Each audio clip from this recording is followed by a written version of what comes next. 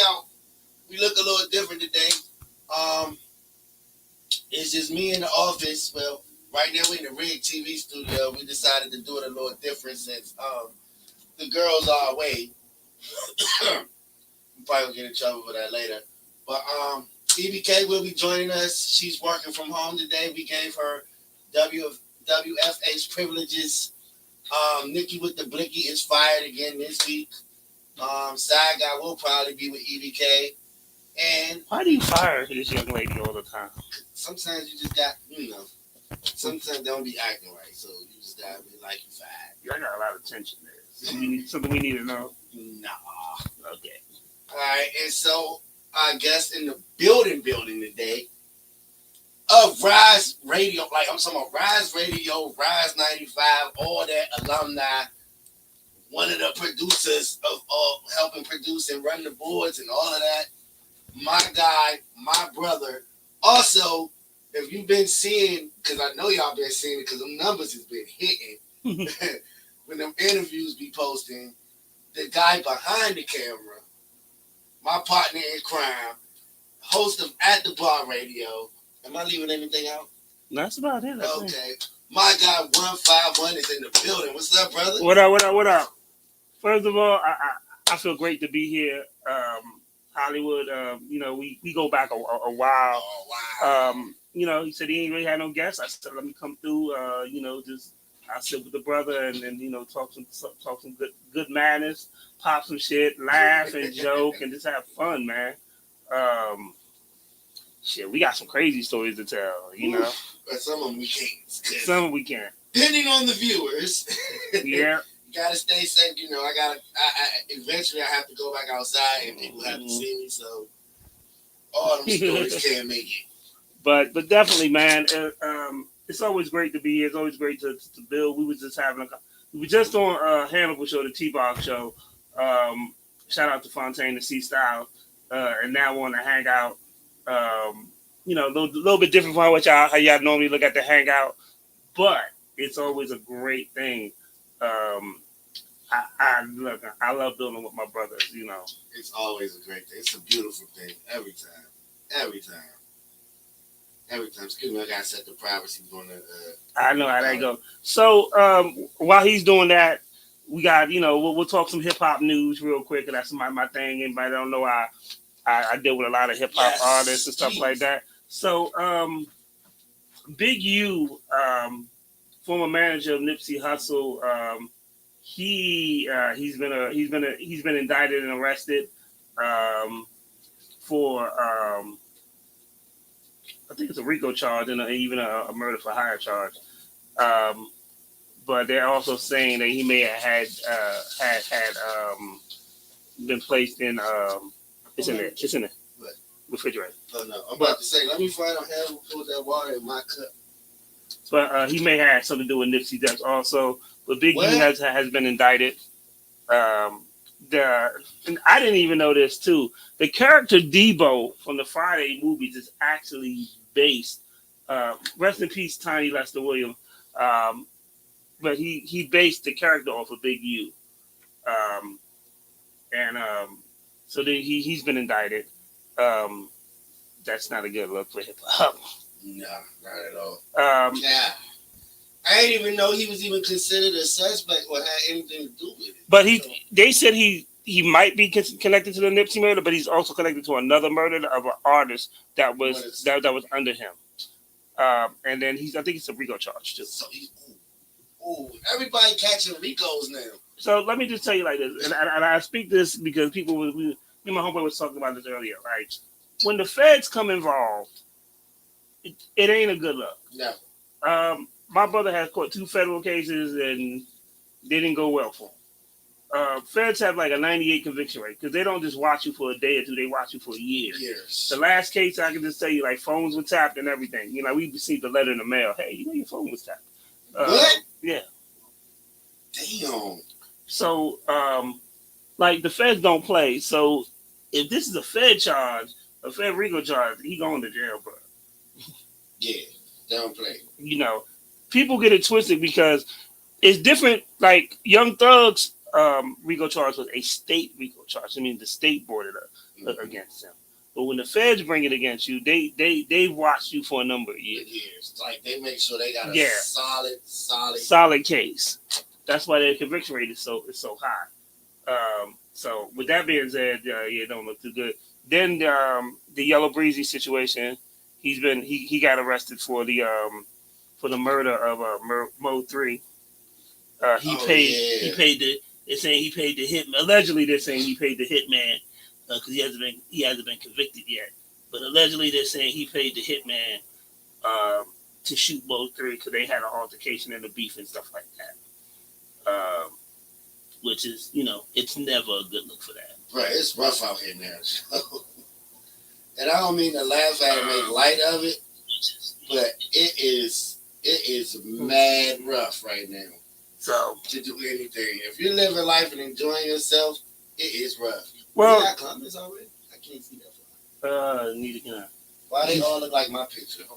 But at the same time, it's like it's a crazy time. And then apparently yesterday, shout out to DJ Culinary from Coalition DJs, Young Scooter in Atlanta. He was he died. He was getting chased by the police, and he was already they did. Now his story is so crazy because the police are saying he was already injured, which and they just let him bleed out or something like that. I smell cap. I smell cap too. I smell cap. But apparently he died from injuries. Yeah, it just didn't make that didn't make sense. But rest in peace to Young Scooter. That's just not a good look. I mean, these rappers are dropping like flies. So yeah, between that and the arrest, it ain't been a good look for hip hop right now. This generation of rappers is dying in bulk. Like our back in the day, it was not like where is it like damn near every other week somebody dying. But Young Scooter was 39. So he's kind of technically well, I'm old as shit, so no. You're not that much older. Well, okay, we go with that. Yeah. So. Oh, R.I.P. to the George Foreman grill guy, George Foreman. Yep. But Young Scooter reportedly had jumped a fence and while running from home from Atlanta, secret injuries in his leg, according to Lieutenant Adrian Smith, homicide commander with ATL Police Department press conference last night. He was pronounced dead. So he had leg injuries, and apparently while running away, he passed away from succumbing to his injuries. That just sounds very suspicious to me. I'm just gonna be honest with you. It's like what 50? Oh God, I can't even talk straight. What 50 Cent saying that song? I smell pussy. No way, I probably shouldn't use that song no more because R.I.P. Irv Gotti. I don't know if I said it before, but R.I.P. Irv. So I won't use that 50 Cent reference no more because that was the very next thing he used after he said I smell pussy. So I'm gonna throw that one out of my vernacular. And yes, sometimes at the Hollywood Hangout, we do use big words, basically. Oh, yeah, it happens. Every now and then, And then, another young rapper, Chef G? He pleaded guilty to save his crew from going to jail. So he'll spend the next 5 years in prison after pleading guilty to attempted murder and conspiracy charges. He negotiates a plea deal in a RICO case. But once it's a RICO case, you're pretty much somebody gotta take the hit. Somebody gotta take the hit. Oh, y'all ain't gonna never see y'all. Trying y'all get out of jail is gonna be your grandkids and stuff like that.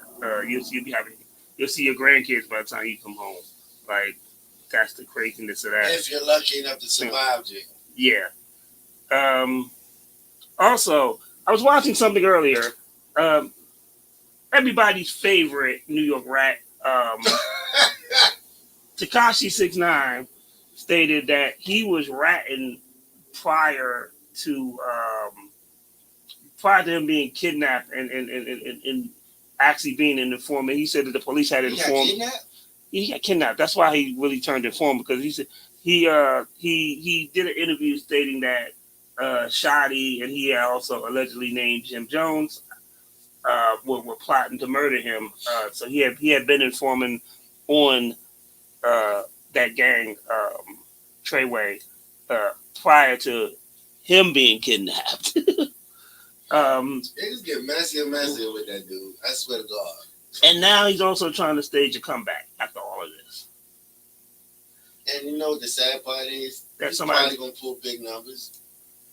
I think he'll pull decent numbers. I don't think he'll pull the numbers like he used to. Mm-hmm. You know, his moment of in hip hop, I think he'll still produce he'll still live comfortably, but his moment I think has passed. Like, it's not, we done went through a Kendrick Lamar Drake beef. We done went through so much. Oh, we have to talk about that court shit. Yeah. Universal fired his ass up. What up, Vega? Thank you. And in the building, somehow, some way, we have EBK. She's not showing a camera or talking, but that's her. Is a mic muted? Probably so. Yeah. I'm right here, y'all. Hold on 1 second. Hold on a sec. So, with the Drake stuff was like all the stuff he's alleging is stuff they did for his album rollout. Mm-hmm. So he looks like it's like a contradiction. When you lose a battle, here's the funny thing about Drake though, is people don't realize Drake has lost a lot of battles. A lot. People don't talk about it. He only won one, by the way. Which one was that? Meek Mills. He only beat Meek Mills. But, he came at Jay-Z and Jay-Z has fried him. He came at Ludacris back in the days. He got fried for that. Wait, I didn't know that one. Mm-hmm. Him and Big Sean had said something about Ludacris having stole his flow, and Luda was like, he broke it down. He was like, the super duper, no. This is rap. And Luda took it all the way back to like the 80s and the 70s and was like, dog, and how you gonna say I stole something when I've been in the game longer than both of y'all combined? Luda fried. This was earlier in their career. He fried them. And, of course, we know what Pusha T did to Drake. And then Kendrick Lamar just put the nail in the coffin. Drake was lucky he bounced back after the Pusha T Drake. Here's the thing about that. When you take a loss, all you got to do is just get up. It's just some dummies just stay down there and be like, oh, my God, I lost. Like, just get up and just continue to move forward. He was just stupid for continuing to push at people that are more lyrical than him. Yeah. Like, your Ghost Riders can't help you there, son. Yeah, when that came out, that was pretty much a wrap. I don't know why you beefing with people when you got Ghost Riders. That's bad. EBK, what up, sis? Hey, y'all. I'm here. I just had to fix some things up a little bit, and I keep forgetting I have that super duper Chrome or whatever my dad got me when I was in school. For my RN and everything, and I'm still learning how to work it. So I got this little button up here that situates the camera. As you can see, I had no clue that did that. Anyway. Oh, I'm hip to that. And then it bends and it folds up. I know my dad spent like over $1,000 for this laptop, so I greatly appreciate him because I definitely need it for school. No, I'm still using it just the same. Y'all, how y'all doing on this great Saturday? Pretty good. Y'all, please excuse me. I am at home and I'm on my Nana duties right now. Please, y'all, just bear with me. I do have some kids and it's kind of hard. There's really nowhere in my house to go right now because there's kids everywhere. So I got them on their tablets, but y'all bear with me. So if I click in and out, it's because, as you can hear, if I click in and out, I'm trying to get the kids settled. I'm sorry, y'all. There's no need to apologize. You do what you gotta do. Real life is real life. That's what work from home is all about. Yeah. They look that quick. She got Literally that quick. Shit. All right. I think we got it. Okay. All right, you ready to shine? Give me a just. You gotta go. They run up on you. How about you want to go in there and pop up? Mm-hmm. Chill out. I'm trying to be nice to you now. Next time, I'm not going to be nice. You're going to go. Okay, let me just give me a couple of seconds. I got a couple of things I got. Okay. A few little stories today. First story, let me just go ahead and because it was wild as shit to me. The engagement swindler. I don't know if y'all seen it or not. No, I saw that. The what? Yes. So, I saw that. This is wild. Let her tell it. This is gonna be wild. It's the gentleman. He's been engaging to quite a few women. And all of these women have come up to say, don't trust him. He's gonna marry any and everybody. So the first girl, she's saying how they just went to a concert. I'm unsure whose concert it was that they was at. He definitely got on one knee and proposed to girl. And then shortly after that, she got on the first girl's engagement ring because she got on and she said, so it's about 3 or 4 girls that he has proposed to. But here's the kicker. He's married. Oh shit. Yep. He is married. So all the girls on Instagram, just y'all watch out for this. He's called the engagement swindler. And he will court you up and everything and get one of his other females engagement ring and give it to you. Y'all watch out. Oh shit. Ladies, just so y'all know, that's not me. Crazy thing is though, he did his last one publicly. He did his last one publicly, like that. and But all the people started. Oh, I know him. I know him. Shit. Yes, he's definitely going viral. His name is Byron Hopkins. So it's the Tyler Creator concert in Atlanta. Dang, everybody's Is okay. he this color or this color? He this color. He's definitely your color, but a little darker. He's not the Hennessy with 3 pieces of ice. But he's definitely on one knee at the Tyler Creator concert. Well, hold on, that should be a red flag off the break. Because there's So it's nothing like- romantic about a Tyler the Creator concert that says, this is the time I'm going to tell this woman I want to spend the rest of my life with her. No disrespect. I don't know no black person. Yeah, you got that new Tyler Creator. Right.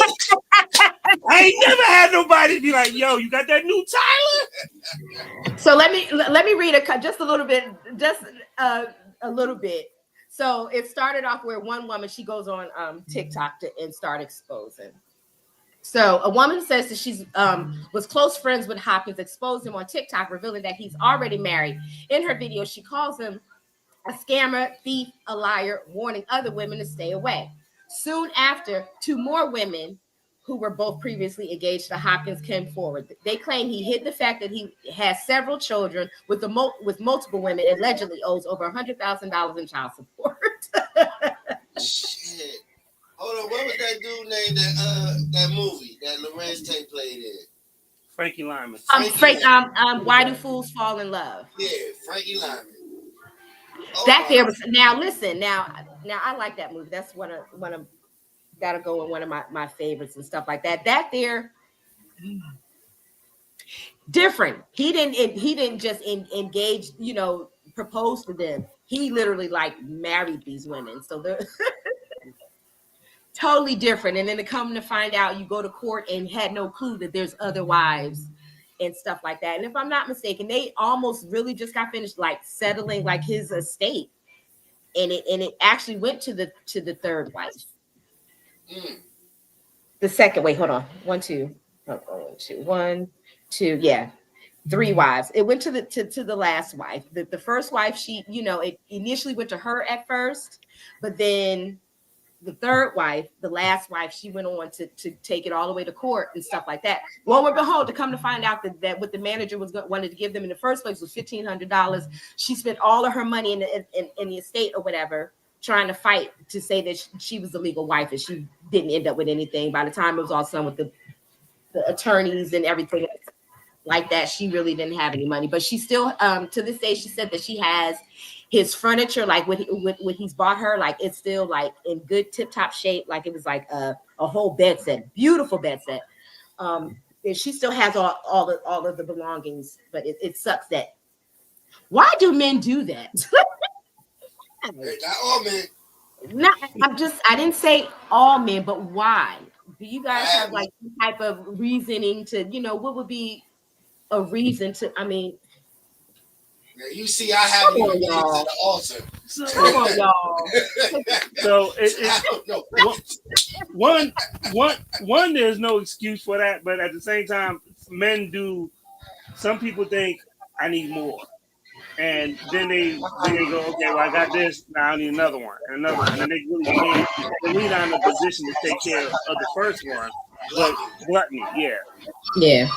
Okay, so which now here we go. So last night, Hollywood and I and Side Guy was chit chatting. So I forgot even how we got into men cheating versus women cheating, or going out. Oh, I like this topic. Let's talk. Pour me another drink, Hollywood. I need to hear this. Oh no, y'all got y'all cut. Wait a minute. So listen, I forgot exactly how we even got into it, but Side Guy was like, he's trying to figure out as a man, like men can been doing cheating and carrying on since the beginning of time, and why is it when a woman does it, we're whores, sluts, bitches, and all of this? I have a question for all the women who think why do us women get labeled that? Hold on 1 second, y'all. Get out. Get out. That voice was so powerful, I was about to get out. Because somebody play the Mark Henry music. Somebody go get their ass kicked. It's about to happen. It's about to go down in here. Okay, y'all, I'm sorry. So I on the women's side, we've always been labeled that. Like, don't get mad at us because we know how to do it better. It's not stupid like y'all do. I mean, but that's the first thing. One, y'all do it that. So that hurts. Secondly, what happens is this. Cheat out of stupidity. Yeah. But when a woman cheats, it's an emotional thing for a man. And it hurts us deep down. Like, a man can sit there and fuck 100 girls. He can cheat with one dude. One time. And it will feel like your soul has shot your body. So my question with that is, how do you think us females feel? So that's the reason why y'all motherfuckers get stabbed, put out. Well, that's how we feel. We feel when we get stabbed, we know we went in too far. Yeah, we did wrong. We did wrong. I'm that bitch that's gonna fucking stab you. Like, listen, either I'm gonna get my lick back or I'm gonna get my lick back. Which one you want? You want to stab him? You want to fuck that? You shouldn't have put your dick somewhere else. What you want me to do? Like, we shouldn't have our vaginas nowhere else, right? For a man, it just feels like it's such a personal thing. For another man to touch your woman, it's such a personal thing. Like, I want to kill a bitch last night and somebody else is in the right. What the fuck? Like, it's a personal and an emotional thing for a man. Like, why is this ninja following up behind me? Why is he smiling at her? What the fuck? And then when she tell you that's the nigga she fucked, and it's like, oh! Wait. This is the big one. This is the big one. This is the big one. Because of that. Don't, if you're gonna do it, come and tell us this and that and the third, and if you don't want to be with me, this da. So you get that real female, but you get one of them real ones. Okay, listen, it's not working. I'm thinking that I want to lead and go and do this and that and the third. Why the fuck is y'all still mad? Once again, women do. Why y'all still mad? She didn't told you. Women do emotional things. Dudes don't really go up to a female and be like, yo, your pussy trash. Women do shit like, you can have the greatest sex, and a woman be like, your dick is trash. That will just ruin your whole thing. Especially if you felt like you sweat and you doing the whole thing. And then she tell you, nah, baby, it's still trash. Or the words no man wants to hear. I ain't come yet. Like, come on. Like, you will just hurt a man's ego to the point like he will cry in the shower after you leave. And do the slow wall slide, the slow. Y'all don't never, like, wow. Y'all don't never see, man, when we have to. I caught a Charlie horse and everything. You don't never see a man when he had to take the walk of shame. Like when the chick paid for the hotel and tell her, and then wake you up early in the morning, like, oh baby, you gotta go. You got to go. I gotta go to work. Go take that whole walk. All you gotta do is go to the. All you gotta do is go to the subway, and any nigga with their head down, that's because they was probably on a whole, especially on a Monday, they was on a whole stroll on Sunday. Let me figure this shit out. Oh my God! I gotta figure this You, out. you know, because they got their head down, they keep looking at, and then they keep looking at their phone like, damn, she gonna at least text me, are you okay? Or wait to see if she gonna make a post like, I need some good dick tonight. Like what? Oh. You know you ain't shit when you just wake up to $40 on the dresser. Oh shit. When she hit you with the $40 before you get Wait, did you guys? Oh, did I get it? I just seen something where a girl was with a dude, and the dude sent her off, right, and sent her home with a package, and in the package it was a storage, it was a storage bag, and it had a sandwich, some Doritos, $40, a crystal. It's them care packages. He had a crystal. He was ahead of the game. And it's then the care packages. That's what's up. The note said, "Thank you for your services." I think he got stabbed. Okay, I got a story similar to that, but there was no storage bags involved. It was the way I responded. It was the way I responded to the text that she got offended because she was like, she was leaving my house and she sent the text saying that she gone and all this other stuff. And I hit her. I forgot what I said. I think I said something like, "Thank you for hanging with me" or something like that. And she got pissed. She was like, "That's how you gonna treat me? You gonna treat me like that? Like I'm a whore? Like I'm really? Yeah, I was like, I really wasn't saying it like that. I was really saying, thank you for hanging with me. But on the truthful, men don't like to be treated like they're being whores. So, no, we like sex. We don't like to be treated like a whore. Cause I ain't gonna lie, I had a homegirl. And 10 days out the month, I'm all for it. We used to smash all the time, but then I remember, though, Slim, you only call me when you come over here to get weed out of DC. Then I'm just a pit stop. I was like, yo, what the fuck? I'm cool with that shit. I'm actually cool with that shit. I don't mind being somebody's jump off. But then I told her, I said, look, you can't just treat me like that. It didn't change. She still did, and she just denied that she ever treated me like that. I can be somebody jump off. Oh my goodness! Which leads me to another $40, story. I'd have felt better, but $40 does make a difference. Yeah, or at least a bottle, shit. Oh my god! This which will lead me into at least bring me a bottle and let me feel like a gentleman. So I think I may have a bottle and some fancy cups, so we can feel like a gentleman. What you say, EBK? Oh no, I'm saying that, which leads me to another story. So this has something to do with another man, but he's in prison. Here we go. So I don't know if I got a chance to talk about a prison, Mule Creek State Prison. I think I did, where a female went on a conjugal visit with her, I guess, husband or whoever, and she ended up dying. What? Yeah. I didn't talk Hollywood with it. I could. It was so much stuff going on. I may or may not. Okay, so let me start from the beginning. So what the story that I have is the second woman was killed at the same prison at conjugal visits. I'm unsure if it's the same. I heard about this. I did hear about this. But yeah. So this is the second person for doing her job, because I've heard about this. Thank you.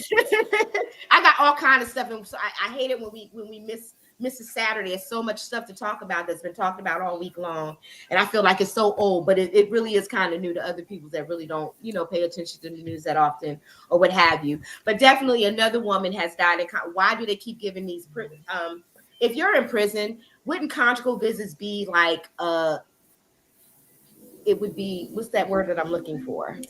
It should be a luxury. It's a reward. It's a reward. It's a luxury. That's a reward. Why? If now I know the state of Virginia. The state of Virginia does not have conjugal visits. Charles County, Maryland does not have conjugal visits because I definitely went. I'm not sure what let me find wait, let me find out what states what states have. But I know the States? story.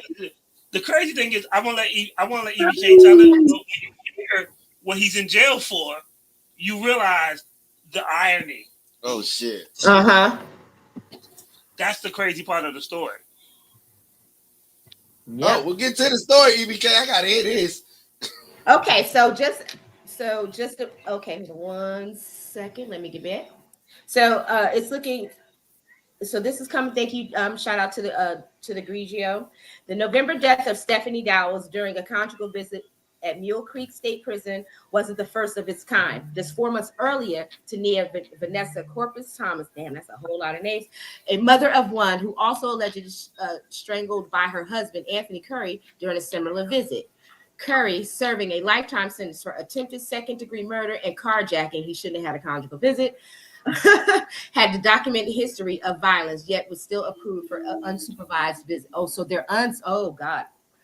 Thomas's grieving family is now speaking out, calling on California prison officials to re-examine the policies that allow 2 women to be killed under nearly identical circumstances with the history of severe violence. Why are they being allowed to have these visits unsupervised? Asked Thomas's cousin, Janine Rojo. Anything to save another's life. So according to CDCR, conjugal visits, officially called family visits, are a privilege for inmates with good behavior. But critics say that current eligibility criteria don't go far enough to protect visitors from potential dangerous partners. These back-to-back tragedies raise urgent questions about safety and oversight in prison systems and whether reforms are needed to prevent another life from being lost. Do y'all think prisons should revisit? I think they should revisit it. If they're in there for a reason, why are they doing conjugal visit with women that, especially murderers and things like that? You know, it gets too good for them. You by yourself and you graduated, you did everything. You don't got shit else to lose. You're in prison already, so why not kill? All you're just getting is another infarction put on you, like, hey, just another 2-3 years added on to your sentence or whatever. However they do that there, but it sucks and stuff like that, ladies. Well, imagine somebody flying that convict a kite right before his conjugal visit, saying, "Yo, right. I know your girl Issa outside fucking this nigga Derek on every Friday outside of the clubs and shit like that." Now he pissed off because who the fuck is fucking Derek? Why is you fucking him?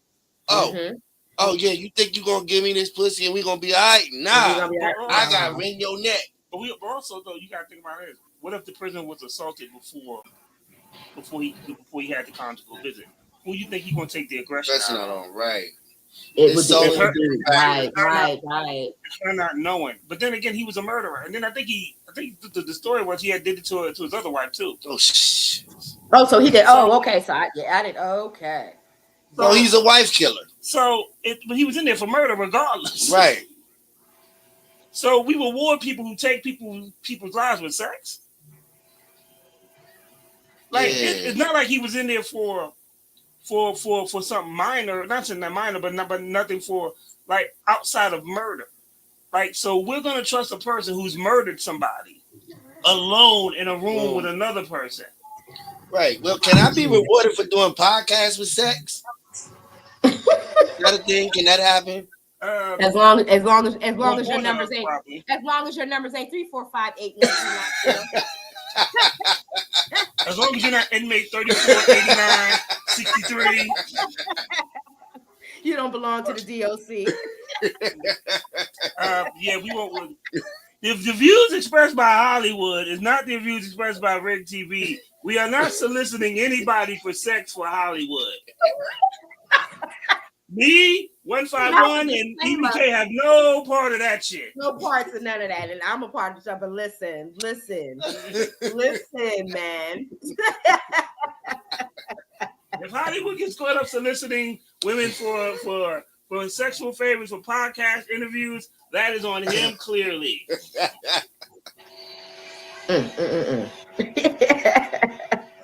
I have a couple of health update health stories right quick, just to that I want to put out, important to me, that I think so that I don't know what they're going to try to do with it. It's cool now if they're going to bring it, but here we go. So it's looking as if allegedly, South Africa has successfully developed a cure for HIV. Oh shit! So, are they going to play? Are they going to play around with it? They're probably going to play around with it and make it a make you slow and cure. make you pay for it, and ones that don't have the money to get this cure or whatever, they're going to die anyway. Or what's going to be Well, the thing? shit, Magic Johnson had the cure 20 years ago. I'm almost thinking, EBK And one he had almost babies say, since he had And he's had almost, kids since then. Yeah. I want to Magic say had the that cure. I almost want to say it might have been a publicity stunt. I swear to God. Oh shit. I swear to God, because ain't nothing happened to him. He looked as if nothing ever happened to him in the first place. Right. When he said it, listen.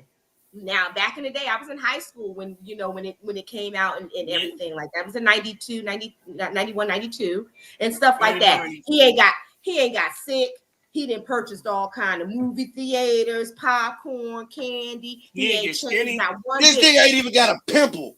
He don't got nothing. Got there. And his wife, he's still with his wife. She hasn't come. Now she complained in the first place, like, how the fuck did you let this happen, type of shit. But she's riding with her man or whatever. Now, does he really actually have it? Did he have it? I think he had it, but he had enough money to buy. And he had enough money, and he had enough money to pay to have. The funny thing is, the rumor was that he actually got AIDS from a chick from DC. That's what the rumor was. Why they always gotta blame DC? Why they always blame DC? Because listen. Because at that time, you do know when I moved here to the DMV at that time in the 90s, 91, you do know DC was stricken like that. Y'all were the highest risk of having HIV and AIDS and STDs. Period.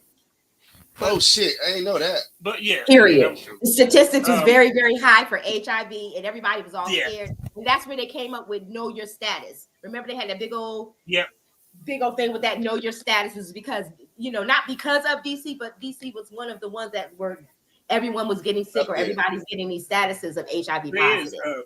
I think Baltimore still has a high AIDS count too. Yeah, they do. But, so they're okay. Baltimore high as fuck. But what EBK was saying was that they did have that. People blame stuff because it's always a mystery of how we got it. So when I was working at Blockbuster, a guy told me this. Hold on real quick. Fuck Blockbuster. I applied to work for y'all so many times, and y'all kept telling me no, but y'all gonna hire my boys. My boys need to work at Blockbuster, but I didn't. Fuck y'all. Okay, go back. Sorry. So, but I remember there's a little white guy that was working for me, and he had told me that they had actually, he was over 10 years ago now, that they had actually had the cure for breast cancer. He was like, why we? Because when October came, he's like, why are we even selling these pink M&Ms? He's like, they cured breast cancer a while ago, but so. Is there a cure? I would believe it is. I think what they do is they don't, instead of making a cure, what they do is they slow it. They use it to slow up the process, so that way they can get more money out of people.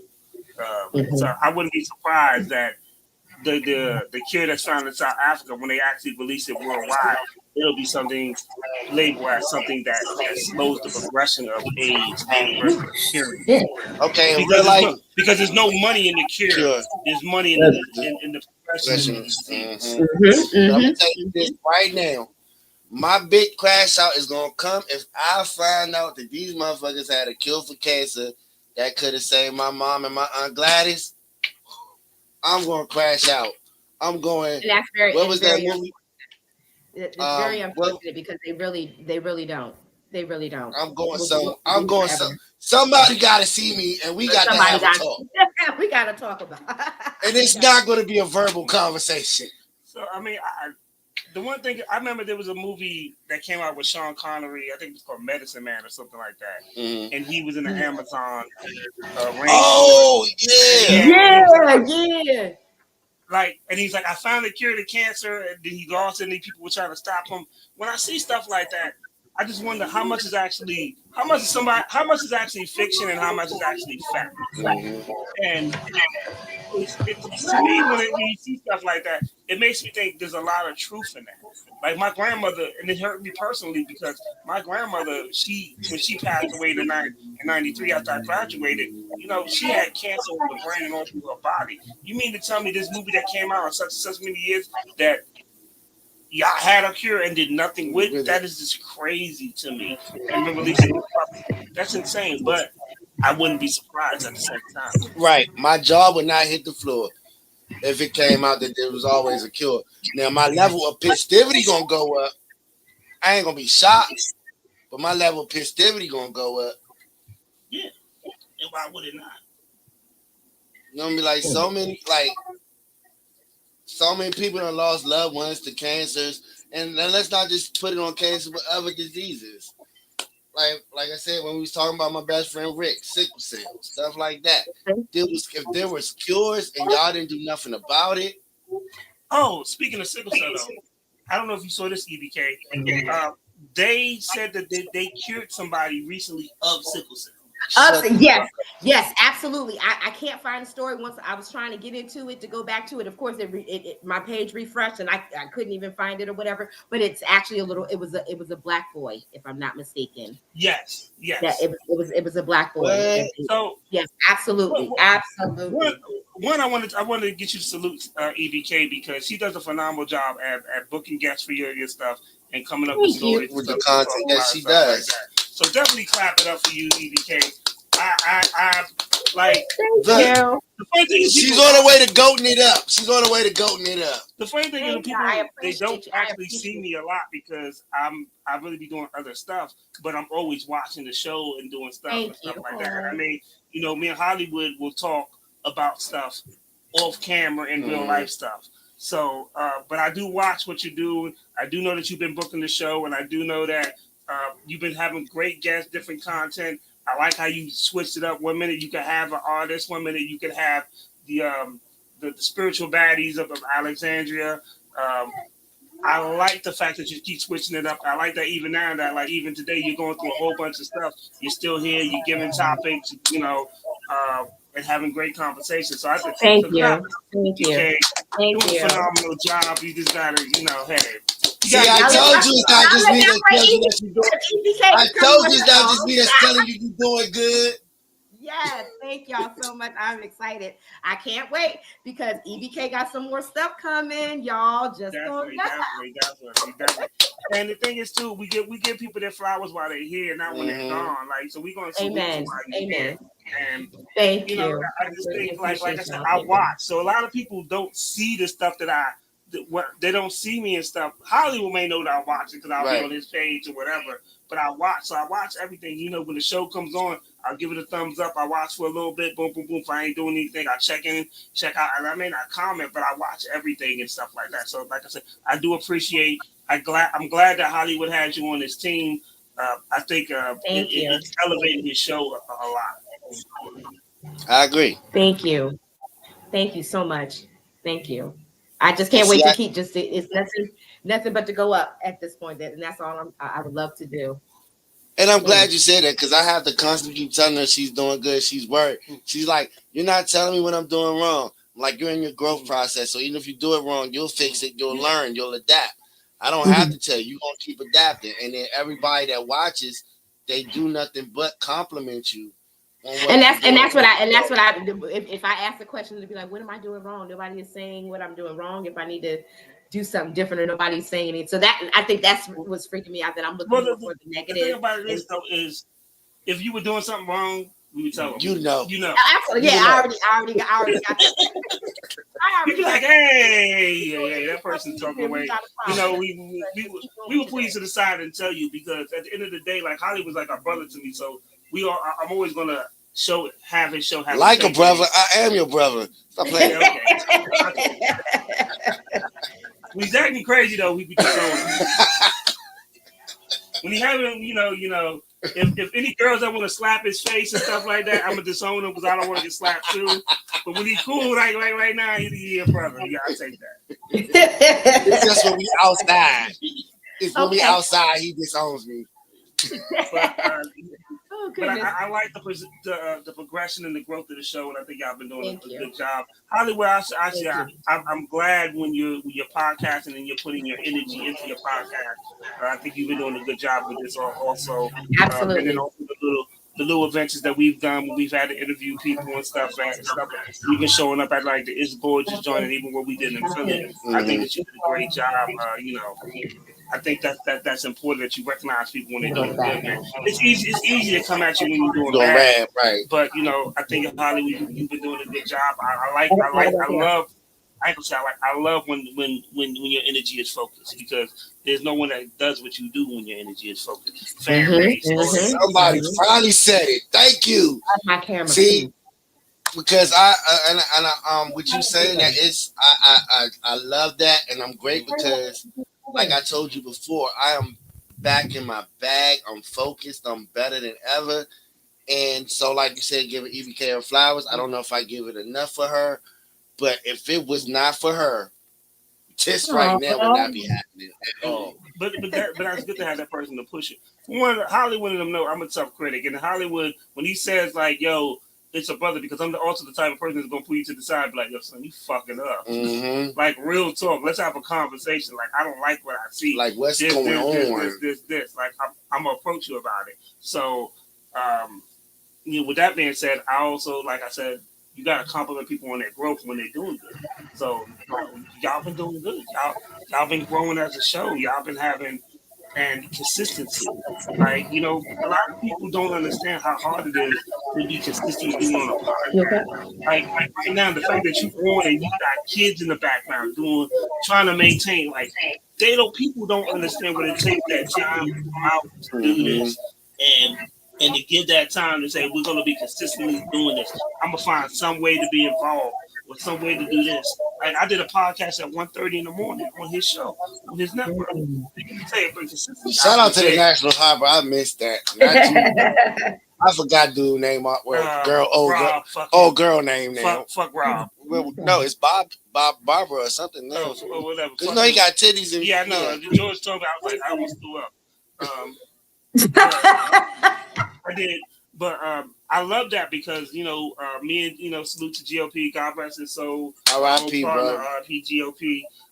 But we were consistently doing the show at 1:30 in the morning. So when I see people consistently do this, no matter what situation it is, I salute because it ain't easy. A lot of people think, "Oh, I'm gonna do a podcast and I'm just gonna sit and talk about the life." The fact you came here with topics, conversation. From the very first show, she was ready. Yes. She was not, I'm going to wing it. We're going to figure it out as we go. She was prepped and prepared.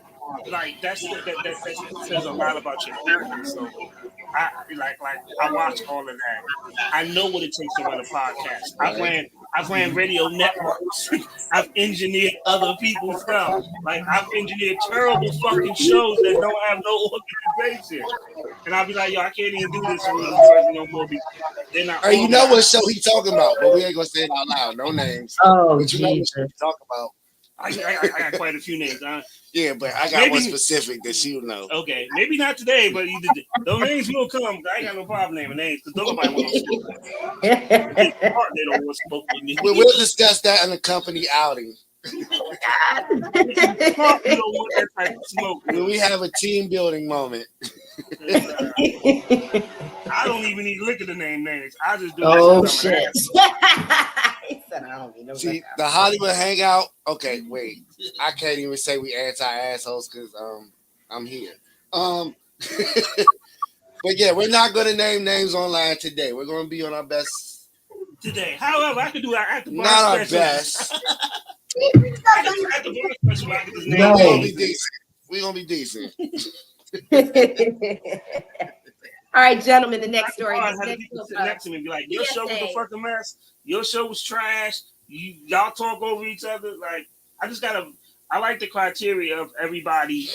And when people say it's hard to do, yeah, it's hard to do, but success ain't easy. No, it's work. Like, it's not gonna pop up the first show. Yeah. But when you control the room and say, hey, okay, well, this person told, that person told. Like, the etiquette is something that's so different. Podcast etiquette to me is like a big pet peeve because when you don't have it, it just makes your show look messy. Like, Yes, I agree. you know, I like the fact that we can have a conversation. Notice we have 3 people in this room, 2 people in the room, 1 person on a link, but we're not talking over each other. We listen to what each other have to say. We talk, like that etiquette. That's something that should be done on a daily basis. And I appreciate that. When you see it, you gotta comment because you can watch other people's podcasts and they don't fucking have that, and it's crazy to me. And that shit used to drive me wild. Like people got mad at me because I muted people before because they kept arguing and stuff on air. I was like, that's not what this network's about, Slim. Yeah, absolutely. They told me I was wrong. I was like, get the fuck this. No, the hell you wasn't wrong. No, the hell you wasn't. It's about organization. Not at all. Yeah. I had to remind them. I work for the network. I don't work for you. You need to hire your own engineer. You want to argue? Hire your own engineer. Me, I'm gonna put your ass on commercial break and be like, look, cut that shit out, and if you do it again, I'm gonna send you home. I feel like I know what show you're talking about, but I ain't gonna be that guy. But I know. And funny thing is, he became because I just it rhymes with Fig Ho. Yep, exactly. I knew it. Exactly. Exactly.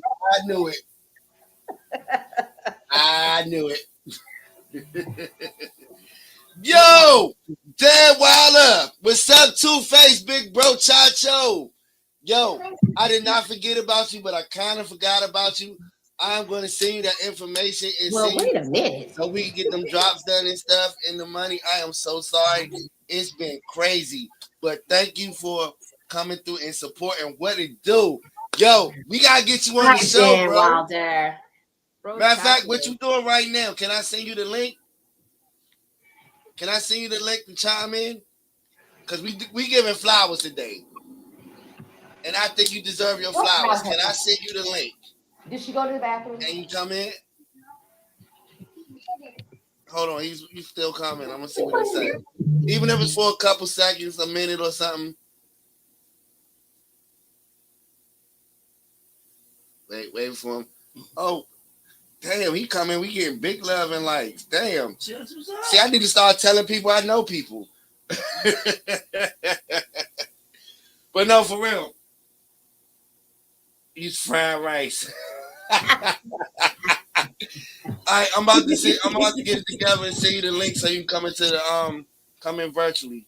Yo, this is about to be dope. Off the random, we about to have Two-Face the Wild Boy in the building. I watch him. I'm on it. He's one of my friends on Facebook.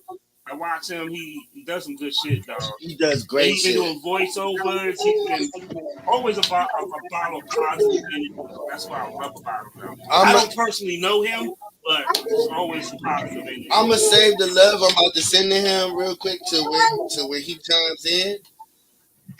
Hold on. So I think that's good. Welcome to the Hollywood Hangout, Shalinda Star Leftridge. Oh, that's my neighbor, boo. Happy birthday. Oh, it's her birthday? Well, it was a couple days ago, but now I get to say it out loud. It's still her birthday. It's still her birthday. It's the weekend. But like I said, I love y'all doing the Hollywood Hangout. Y'all growing and doing some good things. And I think you and EBK and I think the rest of the team are doing great work. Thank you. Thank you. Y'all keep talking while y'all still getting Dan together, I just want to give a PSA from yesterday.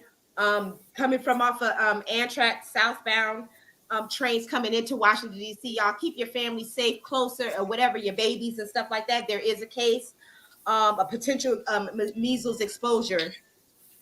It's getting closer to us. They started talking about the measles, like a month and a half ago? And it's definitely getting closer. Well, it's here in the DMV now. So you guys be safe, be careful, wash your hands, wear masks if you have to.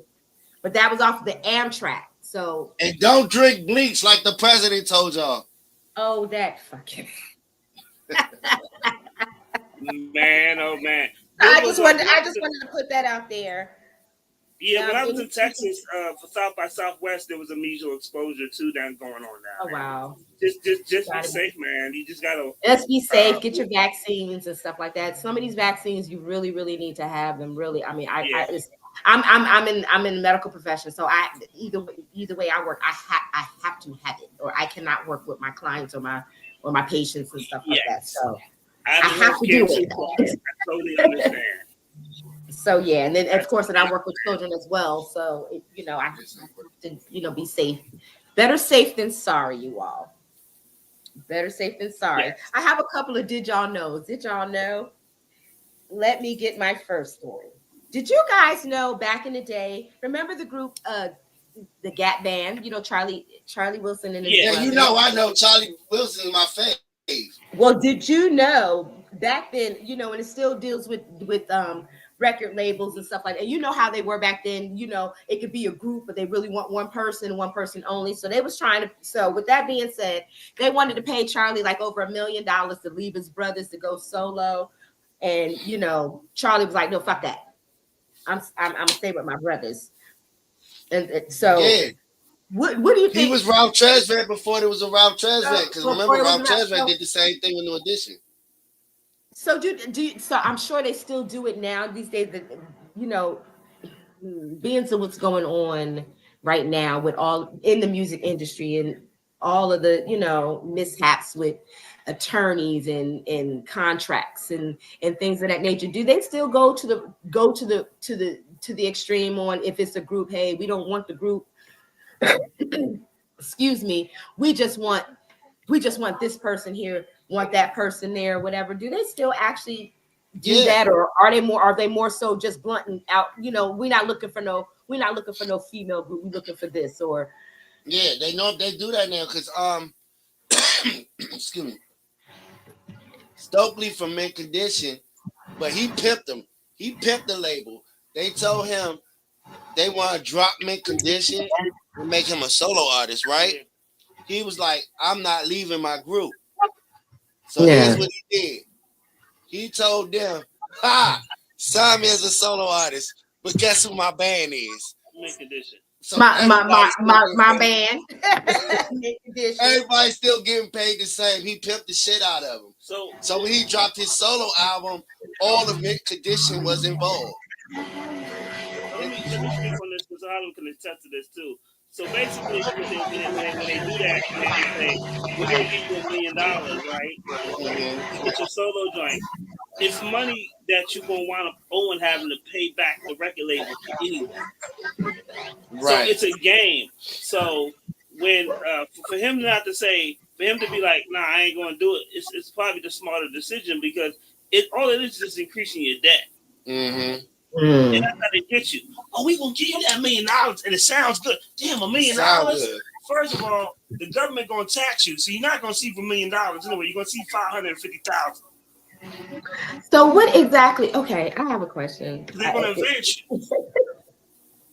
So when they give you what exactly when they're giving you these advancements, like when you sign, you sign your contract and they give you these big lump sum of money, what the hell for?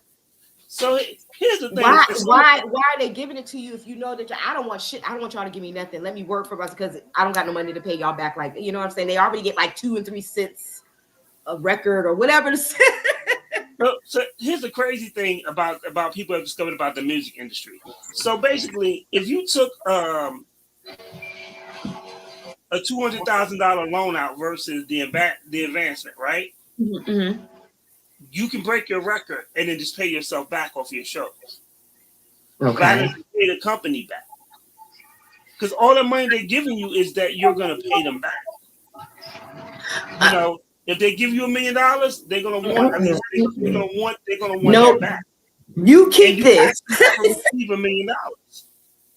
All I want is a home and a vehicle for my mama. I don't want nothing else from y'all because I don't got it. Y'all gonna eventually kill me in the end when I start talking about y'all. But that's how they play it. They play it on. Okay. If you're poor, right? You never had nothing, and they say, "Yo, we're gonna give you $1 million." To you, that's a hell of a lot of money. That's a lot of money. You're thinking you're going to get $1 million. You're not going to get $1 million. You're going to get $550,000 because the government is going to take their taxes out. Okay. Off the break. Then they're going to tax you for it. When every time they have to put you in a hotel, that's coming out that $1 million. Out of the $1 million. Okay. So if they put you on a 10-city tour, right? Okay. And you tell these people, I want nothing but the best. I want the Al Capone suite. Every time I go, that's money that's money coming from out of that investment. Oh my God. They're coming out that advancement. So that's how these people end up in the hole. Like, okay, for instance, I think that, they did it on the New Edition. Remember New Edition had the little docu-series come out, and they were only, so by the time it was all said and done after the tour, they was only getting their checks was like 1 cent or $1 and stuff. And then they was arguing, well, because Bobby wanted the high tech flights, and so all of this comes from out of all of this 1 cent fee. I want this. I need this, or I have to have these bubble effects, and the butterflies gotta shoot out my asshole or something. Are we talking about riders? No, we're talking about the music industry. Oh no, because I was saying if we talking about riders, because I can tell y'all about mine that I never did. So fuck you, George. Just in general, when the music labels are giving you these big lump sum of an advancement, why are they giving it to you, and what is it for exactly? That was my question. Why give it to you? Because I'm not gonna be able to pay. I don't got this. I can't even pay. I can pay for my trip to get here to the radio, to the music. But I'm gonna tell you, what happens is you become desperate, right? So then you sell your publishing to them. So now they owe your publishing for that. So now you paid your debt off with your publishing, right? So now 10 years or 15 years later, when the commercials and the TV shows use your song and all that other stuff, you're not getting paid off of that. The record company is getting paid off of that. Most people lose their publishing, and then they lose their masters. They'll sell their masters. So it's designed to keep you in debt so that you don't win. Okay, that was going to be. It's designed to keep you in debt, like your basic credit card company. Except now you I don't have those, so I wouldn't know. You got another guest on. That Two-Face? Yeah, your man. Oh, ladies and gentlemen, let's get right back some noise. The big dog is put in. Hey, Two-Face! The legend, the myth, the man himself. Hold up, man. I gotta turn the camera this way, cause like over there, little messy.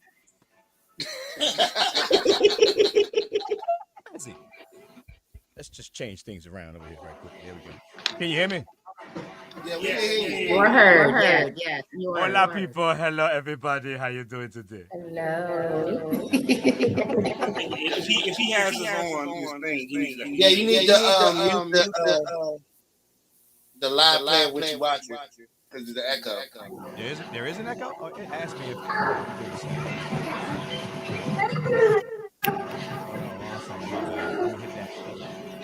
Did she go pee? You can hold her, Corday, if you want to hold her. Just don't make her. Okay, that sounds like you fixed it. Let her go. She'll come back. That's perfect. It's perfect. Yeah, I should have known better. I'm an engineer. I should have known better. I wasn't gonna say nothing. Hey, listen, it's okay. You can call me out on my bullshit. I got a lot of bullshit. Yo, this show is getting better.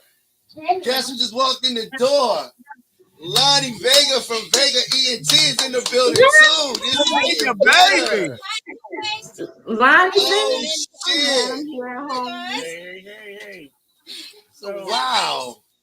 Hi, Vega, baby. Hi, honey. How you doing, Vega? It took me 2 hours to get here. Oh, this was your plan from the beginning? Yeah, remember you was like, you gonna say something? 2 minutes. So I was like, I'm driving. I knew. Yeah. Y'all know I hate when y'all be doing that surprise shit. That was the purpose of it. Okay. This is my first time ever having a conversation with Two-Face the Whopper. He's a friend on my Okay, Facebook. I'll let you go first. Go ahead. I love the game that you put out. I love when you're doing your voiceovers. I love how you show love to all the DJs, doing drops and stuff like that. Man, I salute you. You do a lot of positive things. It's a lot of great things, man. Can continue. That's a blessing. I appreciate that. It's fun. And then doing the drop, it's crazy because I started doing drops more when I stopped hosting clubs because they wanted me to sound like how I sound in the club, and then I started doing the deeper voice thing that came from hosting parties for so many years. Like I used to sing, like I'm talking about some Jodeci, some Boys to Men, shots, fall in love type of shit. And then I was in the choir, and both in Wilson and Roosevelt. And then I started hosting parties with Quick and Exclusive and Quick Sense. That's how it all started. And then losing my voice 4 or 5 times a week. Now I sound like this. And look, it played out. God said, I got that's all part of the plan, y'all. Just keep doing what you're doing. Y'all. Just keep going. Yeah. Man, I love it. I love you do the voiceover work. I love that you put your stuff out there. Every time you get a commercial gig, like I think it's a win, you know. And definitely, man, like I said, I watch and I learn, and it's great because I see you show so much love back. Well, wait, it's been taking me forever to finish because I am my biggest critic. So like even when I had that Odyssey gig, the demo that got me the Odyssey gig, I hate that damn demo. So even when putting the YouTube page together, it's a pain in the ass because I have to stop getting in my own head, and I need to start just hitting record. I stopped editing out all when I be lunching or messing up. I just stopped. Now I keep it in the video, so y'all about to see it's about to get a little cuckoo on YouTube. So, but I'm excited. You know what's funny that you say that, Two-Face? That getting in your head part, that is a big problem for me too. So it's like when I start recording, and I'll be like, nah, cut, delete. It's never gonna happen. Nobody's gonna see it. Yeah, so, it's a trip, but because when you're creative, there's a certain way things have to be. Like, and a lot of people don't get it. Like I could be editing a drop or a commercial, and then they're like, "Why you keep playing that part over again? It sounds great." I was like, "You don't hear what I hear." And even aside from that, just anything that you're passionate about, it's gonna help make you get in your head because you want to make sure that thing is right. You want to make sure it's popping, and especially because nowadays, like even with the music business, you know, back in the day we had rappers rapping about the grind. So now, because rappers in music, you're an instant baller, an instant millionaire. If you're in that scene, if you're in the hip hop scene or anywhere near the hip hop scene or the urban scene, then you know that demographic and that audience, they expect everything to be bomb. Like, you know, so it's just weird. It's weird to me, but people, and that's why I'm so transparent. One, because I talk to myself a lot, so I get it off on Facebook. It kind of works. Facebook is like my personal diary while a whole bunch of people are fucking watching. But I don't. For a lot of us. I was like that since MySpace. I was like that on the radio. Like when I broke up with my girlfriend and I was depressed, and the program director KB Kim Brown, she said she was like, you talk about everything else in your life, talk about it on the radio. Man, we got so many women calling in, and I ain't even gonna lie, yo, I got some sympathy, boom boom from that. And as you can tell, I have not taken my Adderall because that conversation went all over the damn place. But like I said, like we were talking about being a creative, yeah, you'll get in your head a lot because everybody expects us to be perfect nowadays. It's the weirdest thing. They expect you to not be human, but we're all human. That was a lot of rambling. My bad. Hey, listen, I warned you. I told you I was on mama duty, so she got the kids in the background. Yeah, they listen. Listen. Don't hear they've heard anything and everything. They probably cuss better than what we do. So yeah. They're fine. They're little. They're not paying attention really. It's a whole puppy here right now, and they're fighting over her. Is what they're doing. So as long as they're okay until they start hollering my name and crying and screaming. But they're pretty good, cool little kids and stuff. As long as they got some type of device. But other than that, Nana got something for that ass, you know. Nana a gangster. Right. Old school. They already know it, and they know Pop is not too far away. Because that's going to be the reinforcer. Trying to, but it's all good. So wait, I have a question. How did you actually get into voiceover work? Because that was something that I always thought I wanted to do. being because I would say even after I say maybe 2 years, because I got fired from KYS. See, like recently, Okay. recently, Okay. I don't need to listen to them no more. nah, it's all great. There's good people. I don't really. I listen to WHUR. And there's a youngin on there. I didn't meet him, but I saw what he was doing online. I was like, yeah, you got it. You know it. So keep it up and don't fuck it up. So, but it's youngins on this. They got a couple of stars on there on KYS. I noticed when I was in town, even though I was working out of PGC, but I was listening to both of them. Okay. But like for like 2 years after getting let go or not fired, I got let go recently. I got laid off.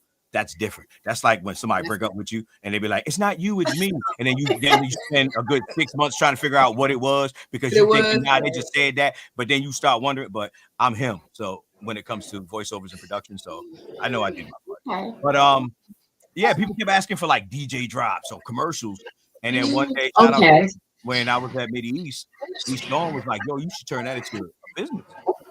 And I was like, you know what? You're right. And so we would be joking around, and I was always doing the hype voiceovers, the hype club stuff, and like the parties, the commercials for them, and it was always me being hype, you know, on the be there type of hypeness. So then, and I would be joking around, and then that it was East Storm. We talk about, yo, you need to turn this into a business, and I would be on the mic in the studio, like we'd do mic checks or setting up for studio sessions, record sessions, and I'd be on the mic like, and now we're setting up. Mic check 1 2 1 2. Are you guys ready to record? Or are you gonna smoke weed for half your session? Like joking. And East Storm was like, that's the shit I be doing. And wow, okay. So he was like, yo, do my, and I used to do his commercials for the parties that they were doing in Virginia. So I started taking it seriously and using it and kind of crafting that what got me into the commercial. But the thing about it is, if you were in radio, the voiceover community looks down on people in radio because they expect you to sound like this. Burger King. Don't you want a pop toy? But people in radio don't sound like that.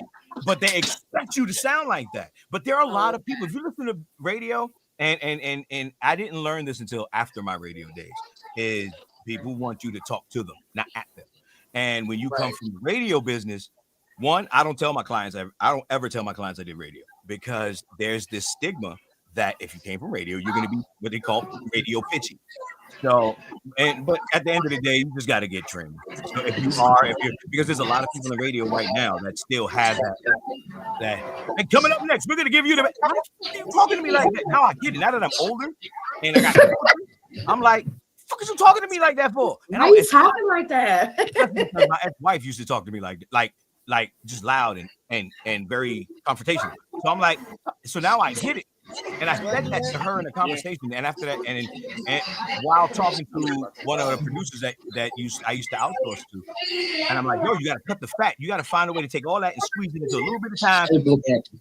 And I was like, just cut the fat, and I'm telling you, it's gonna pop. Get rid of all that extra hype, all that fluff, and watch how you can compress it down to 15 seconds with when you have 20 to 25 seconds worth of information. That extra 5 seconds in a short commercial, terrible. So that was the thing. And when I said that to him, I called my old boss, I called my old program director, the one who hired me.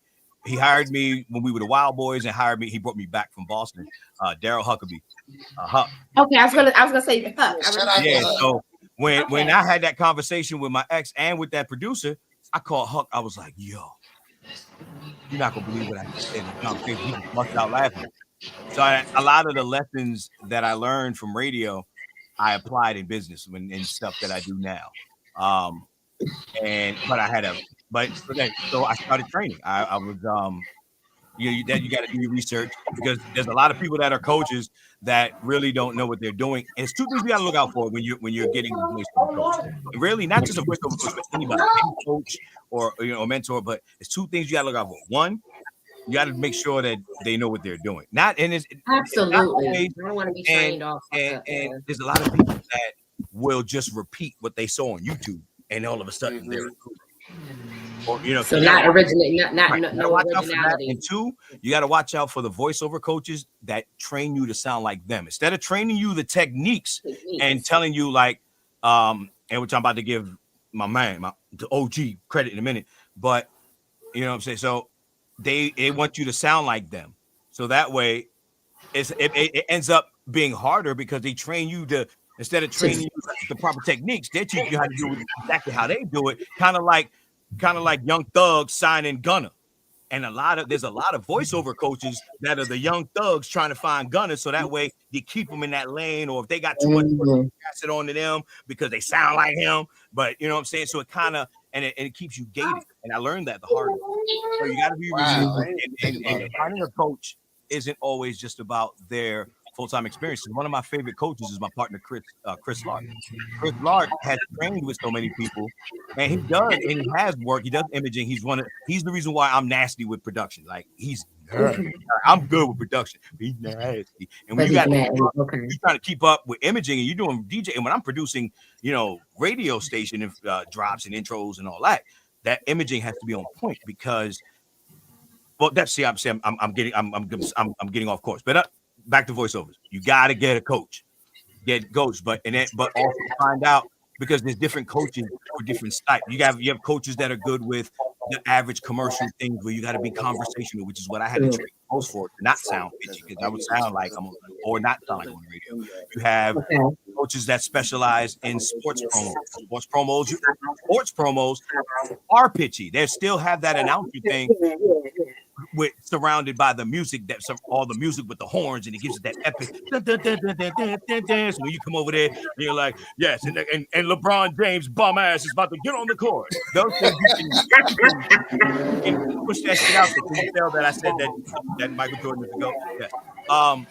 So the thing is, it's training, and the one thing I haven't done in the voiceover community is really getting out networking and that's more of a mental thing. Because that's funny. Daryl Huckabee just liked the post that I posted. Yeah, Huck, like my pics, Huck. Yeah, so it's good to get out and network. It's just like anything that you want. It's like being in the music business, being a DJ, being on the radio. You have to get out and network, or at least promote your shit. Now the internet has made it to where even our children don't want to do it. And I'm not even gonna lie, I've kind of adopted that thing, and I've been able to handle business and do commercial. I can literally broadcast live on a radio station right now, like clearly from my home. From anywhere, wherever the fuck I want. That's the thing I did when I got into. So when I decided to take voiceover seriously, that's when you start watching YouTube videos. Because before, I didn't have enough. If you don't have enough money to pay for a voiceover coach, at least in the beginning, because you definitely want to get one. You want to have somebody that once you find the right coach that can nitpick. You want somebody to nitpick. Right. Okay. Here we go. I would watch. So if there's certain, I always tell because people always ask so many people. Everybody was, I want to get into voiceover. So I don't do the full speeches no more. I always say, listen, there's a thing called edgestudio.com, and there might be more, but I'm gonna tell you about edgestudio.com. I don't get paid. I don't even use them for coaching. I just like their website. If you go to the education side of their website, they have a script library that's categorized. So I always tell people, if you want to get into it, what are the commercials? What type of what are the commercials that move you?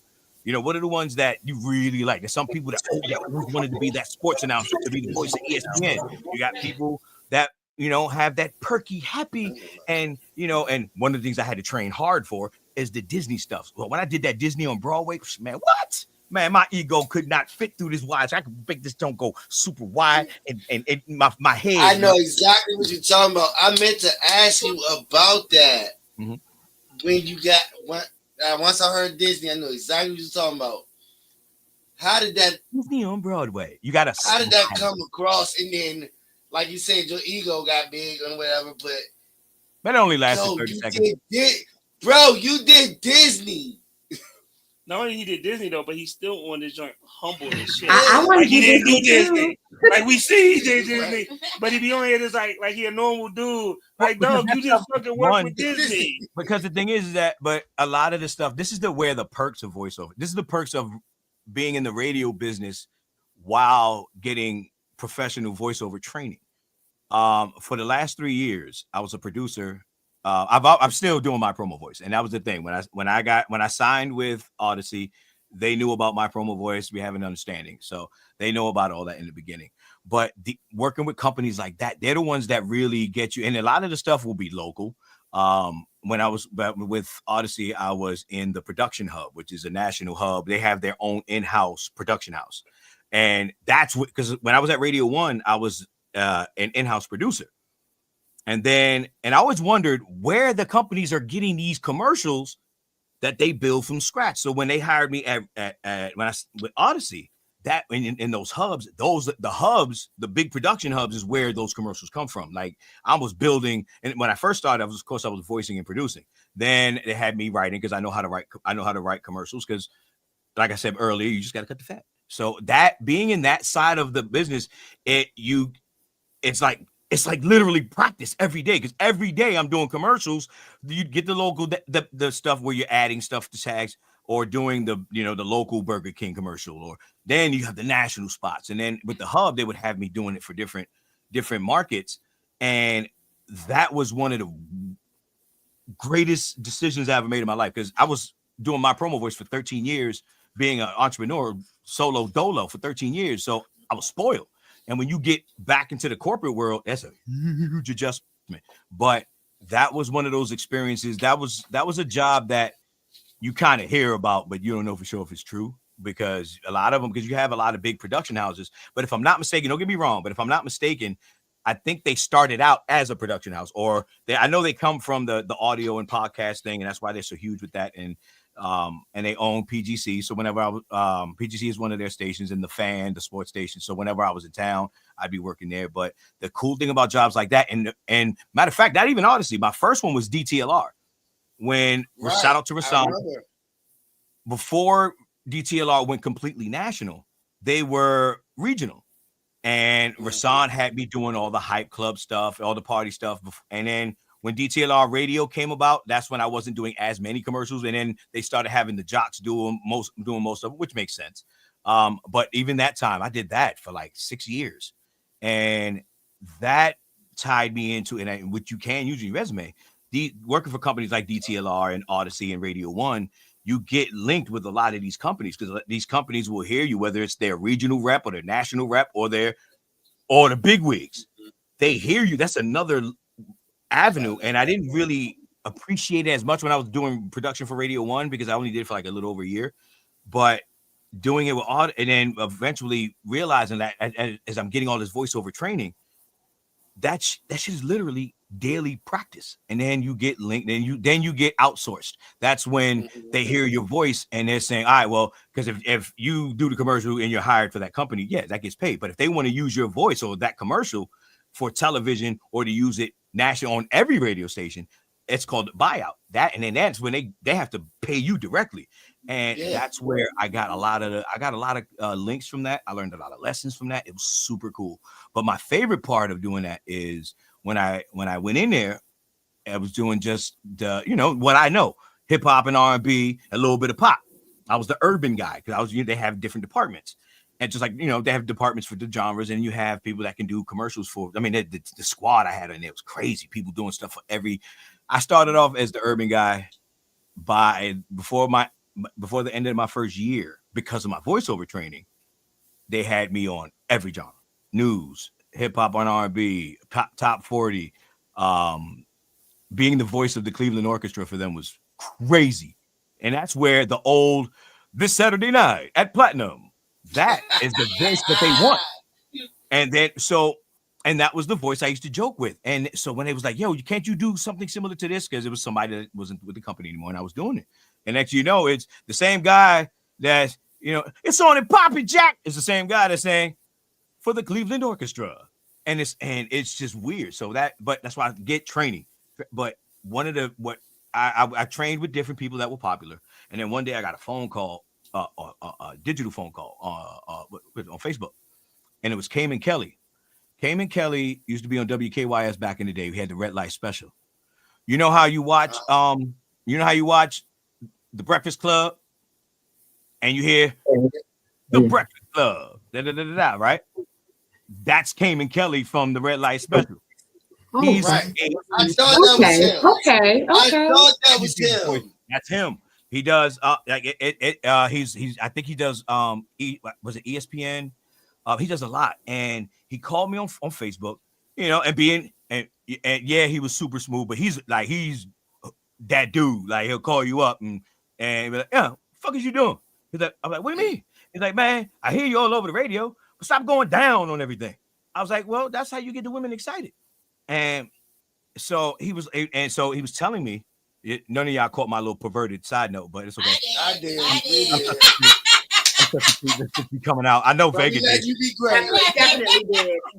Okay, good. I just want to make sure that got out there because I felt like that didn't. And then I was just going to go and argue with myself and my Funko Pops and be like, yo, what did it go wrong? I'm trying to be a pervert. So, but what he was saying was, he was like, yo, you're crushing it and it sounds good, but you're going down at the end of every line. Like this Saturday night, it's, you know what I'm saying? The Hollywood Hangout live. And we've been on for 1 hour and 25 minutes. And so instead of it could be, live at the Hollywood Hangout, going up. And we've been live for 1 hour and 25 minutes and 48 seconds. Then you go down, then you go up. It's and then you practice. And he was teaching me these techniques and saying things like, when you say something, if you're doing, like, especially if you do a dry read for somebody, and they want you to just voice something and that's it. Voice it and process it the way it sounds, boom, boom, boom, and send it to them. And you want to give them, and he was teaching me different techniques. He was like, when you say a line, say it like you're happy, then say it like you're mad. Now say it like you're excited. And then, because then it's working on your range. And you also want to give a variety, like come at the lines different ways. And it so far, for what I've learned with doing auditions and getting hired to do dry reads, it works better that way. And to go to that, and then shout out to Donovan. I did a session with him. He's the voice of the Today Show and a whole shitload of other stuff. But if you take it seriously, now I'm gonna be honest with you. When my promo voice kicked off and I was doing these commercials, these club commercials and doing the stuff that you hear on the radio, I was killing it so much that I got into learning how to do the promo videos. Mind you, YouTube University, stop playing. Everything I know about video, all those promo videos that you've seen, everything I know about promo videos, about editing videos, I learned on YouTube.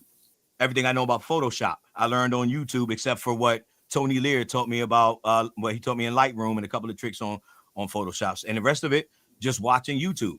And if you want interested in something, with the key to learning from YouTube is if you want to learn, how do I compress this?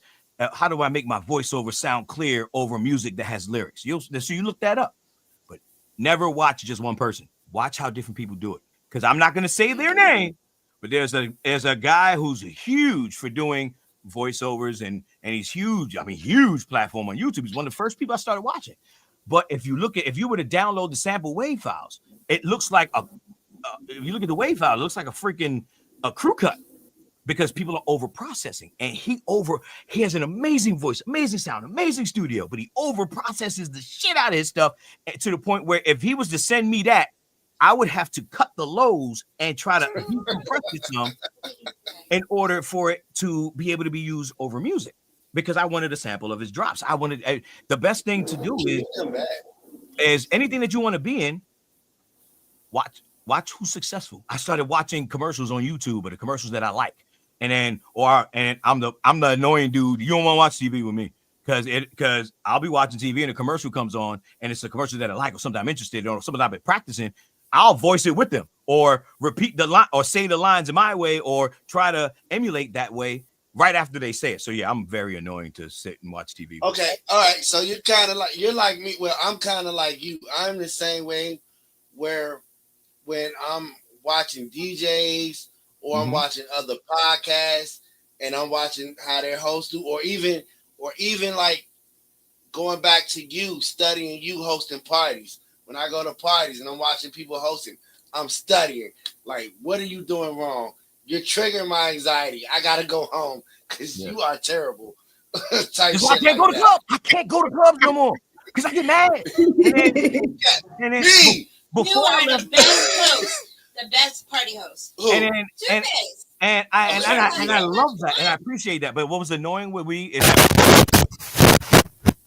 that me? Who's doing it? I did it. Did you hear static? So, I heard static. And I'll go to clubs and they be like, "Give Two-Face the mic." You gonna give Two-Face the money? That shit. And this is like during radio and after radio. Listen, just because I'm not on the radio no more, don't mean I'm just gonna get on the mic and start hosting your parties. I was making $350 to host a party before I even got on radio. So let's not do that. But and it's frustrating because this if you're gonna be a host, you have to know what to say, how to say it, when to say it, and when not to say it. And whatever you do, the famous line of a song, don't say the call. It's call and response. You call and let them respond. Y'all hear that static? Uh-oh. Is that me? Little static, little static. Where is that coming from? I hear it too. Oh no! So, does somebody have a microphone? The mic, it might be the mic. Somebody's rubbing up on the microphone because I'm looking at my might be the mic cord. Yeah, the static's coming from the outside. Oh, it was us. Wait, it might be the mic right behind you. The roadcaster. It sounds like somebody's wearing a lavalier mic and the clothing is rubbing up on it. Not anymore. It's gone now. Okay. All right. Yeah. It was that mic. Okay, we got it. But the thing that drives me crazy with hosts is, all right, let's think of a famous song. Quiet Storm. I can never get enough of it. Yo, that's my shit. I need that shit. If you're a host, you are supposed to say, I can never get enough of it. So the crowd can go, that's my shit. I need that. Yeah, and then right. Now, most stuff like that, they're going to say it anyway. But if you cue them up, you look like that nigga. You look like they go right. And it's like, right. Damn, he just set that up. And then the people that didn't say it, the people that are watching, like, damn, he just made them say that shit. But naturally, you're going to say it for most hits. But I can't stand when I can never get enough of it, and the band will be on the mic. That's my shit. No, shut your back. If you're gonna be the host, you can't be the fan. You can't be the host and the fan at the same damn time. Because one, as a DJ, as a host, you are a compliment to the DJ. You are there to accent the DJ. The DJ is the ice cream. How the DJ mixes, that's the extra toppings. As a host, you're like the cherry on top. But if you can host, you the cherry on top of the extra caramel and fudge mixed together on top of the joint, plus the sprinkles and the extra gummy bears, because I like gummy bears back when I used to eat them. Okay, Big OG. Let me ask you this real quick. Yeah, don't let me grab myself all over the place. I call myself the tour guide of the party as the host. I call myself the tour guide. I like that. That's good, right? I like that. Tour guide. You know what I used to use? Or liaison. I used to use party. I used to say it, but I never used it. But liaison. And I would always introduce myself. I am your tour guide to this dynamite party. I am Hollywood entertainer. Let's go, type. You know. But do you carry that theme from beginning? But it now will make that jump crazy as long as you carry that theme from beginning to end, because you're taking them on that tour. And you know, there's always that like, and then the party is all the part. All right, now we reach this part of the tour, blah blah blah, and you hype like it's like when you're changing the music. If you keep beginning to didn't think about adding that little part. Like you reaching this part of the tour. Hold up, everybody, time out. You're taking them on this tour, so keep that tour, keep that. And I actually that when it comes to themes and stuff like that, I actually learned that from my voiceover training because. Like I was doing that some narration, and my coach was like, "Listen to it from the beginning." Like when you do voiceovers, if whatever energy you start with, it has to sound like that throughout the whole thing. So if you're gonna have that theme, keep that. If you keep that theme, I'm your tour guide, and you're taking them through this experience, even that all the way down to last call for alcohol. That can open up doors for even themed parties. Just saying. But I like that. So being a tour guide, guide them through it, but keep that energy and the part of the experience that when you're going, all right, y'all, now we're taking it down south, or and because you have your different sets, and there's certain things where you about to, all right, y'all, now we about to take it up to so crazy, or however you want to say it, because there's so much damn new lingo that drives me crazy, but. I always say you take it up another notch, and then you go. That's the wild ride where people got to hold on. Fuck me, hold on. That's when you just got the crazy and you throwing on some fucking pick him up, watch out for the big girl or whatever the hell you doing. Like I said, I didn't take my Adderall, so y'all just had to deal with my ADHD. But yeah, keep that theme going, young. That's tight. You about to take my shit to a whole new level. I left that part out. I let the DJ, like, of course, always let the DJ be the bus driver, and as the tour guide, I would do the certain stops, the certain pop-ins and stuff like that.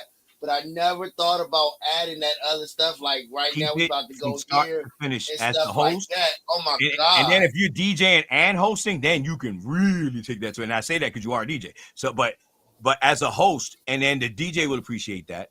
And it's just like you said, the tour guys, when you get on them tour buses, like the duck tour, I ain't never been on the duck tour. Every time I want to go on the duck tour, my shits don't work. It's problem with the river. This shit been fucking muddy since I was fucking 7 years old. What the fuck? Just take me on the damn bus. Sorry, my ADHD. I just gonna have to deal with my nonsense today. I'm sorry. I warned you. I told you I was fried rice, and I had nothing but sativa today. I am fucking floating McGee. I feel fabulous. I love it.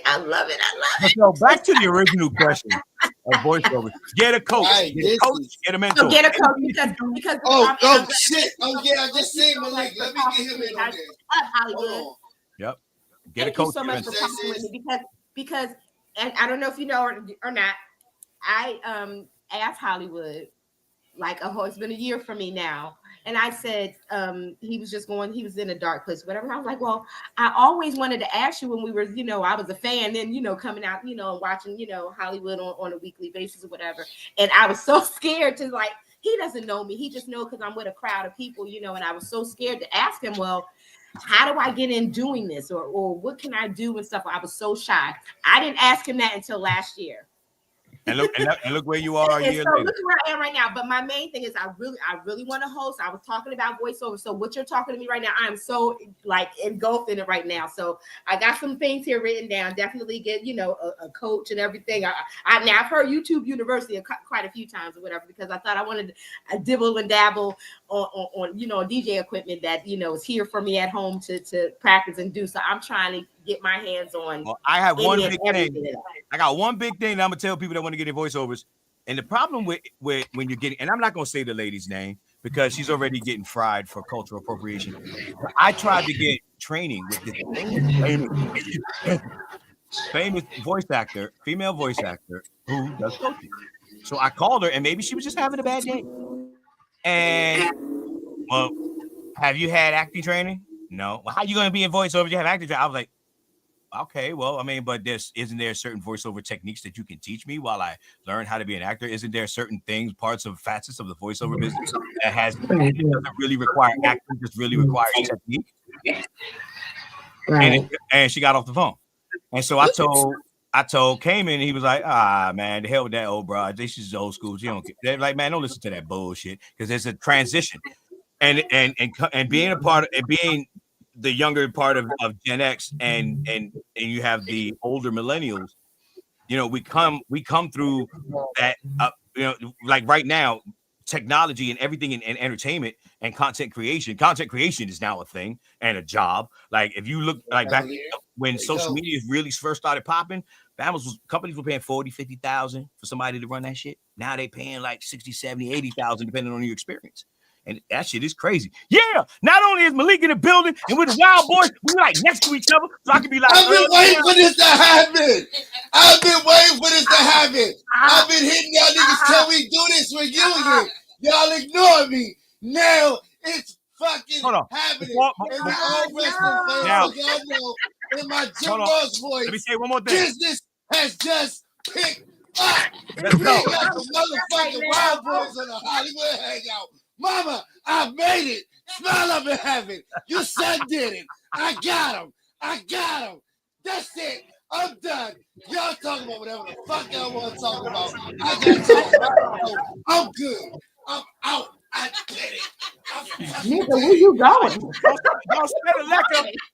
Don't spend a liquor. I like that couch. Don't mess up that couch too, yeah. Because when I come hang out, I ain't sitting on that spot. You let a spot on there, didn't you? I'm bringing my blue light, yeah. I'm bringing my blue light.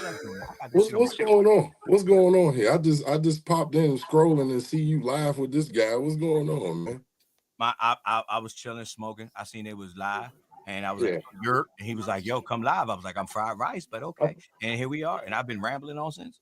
I just wanted to come say hello. I'm at work. You know, I got the Sirius studio set up in the house, so I'm working Voila. from home today. Nice. But yeah, man, what's going on with you guys, man? Good to see you, Chad. Good to see you, everybody. Man, good to see It's y'all, funny man. that you Hello, said that. welcome to the hangout. It's How it's y'all funny that you doing? said that, Malik, because I was just talking about the transition and how Came and Kelly told me to stop. Don't worry about that old broad that was just old school.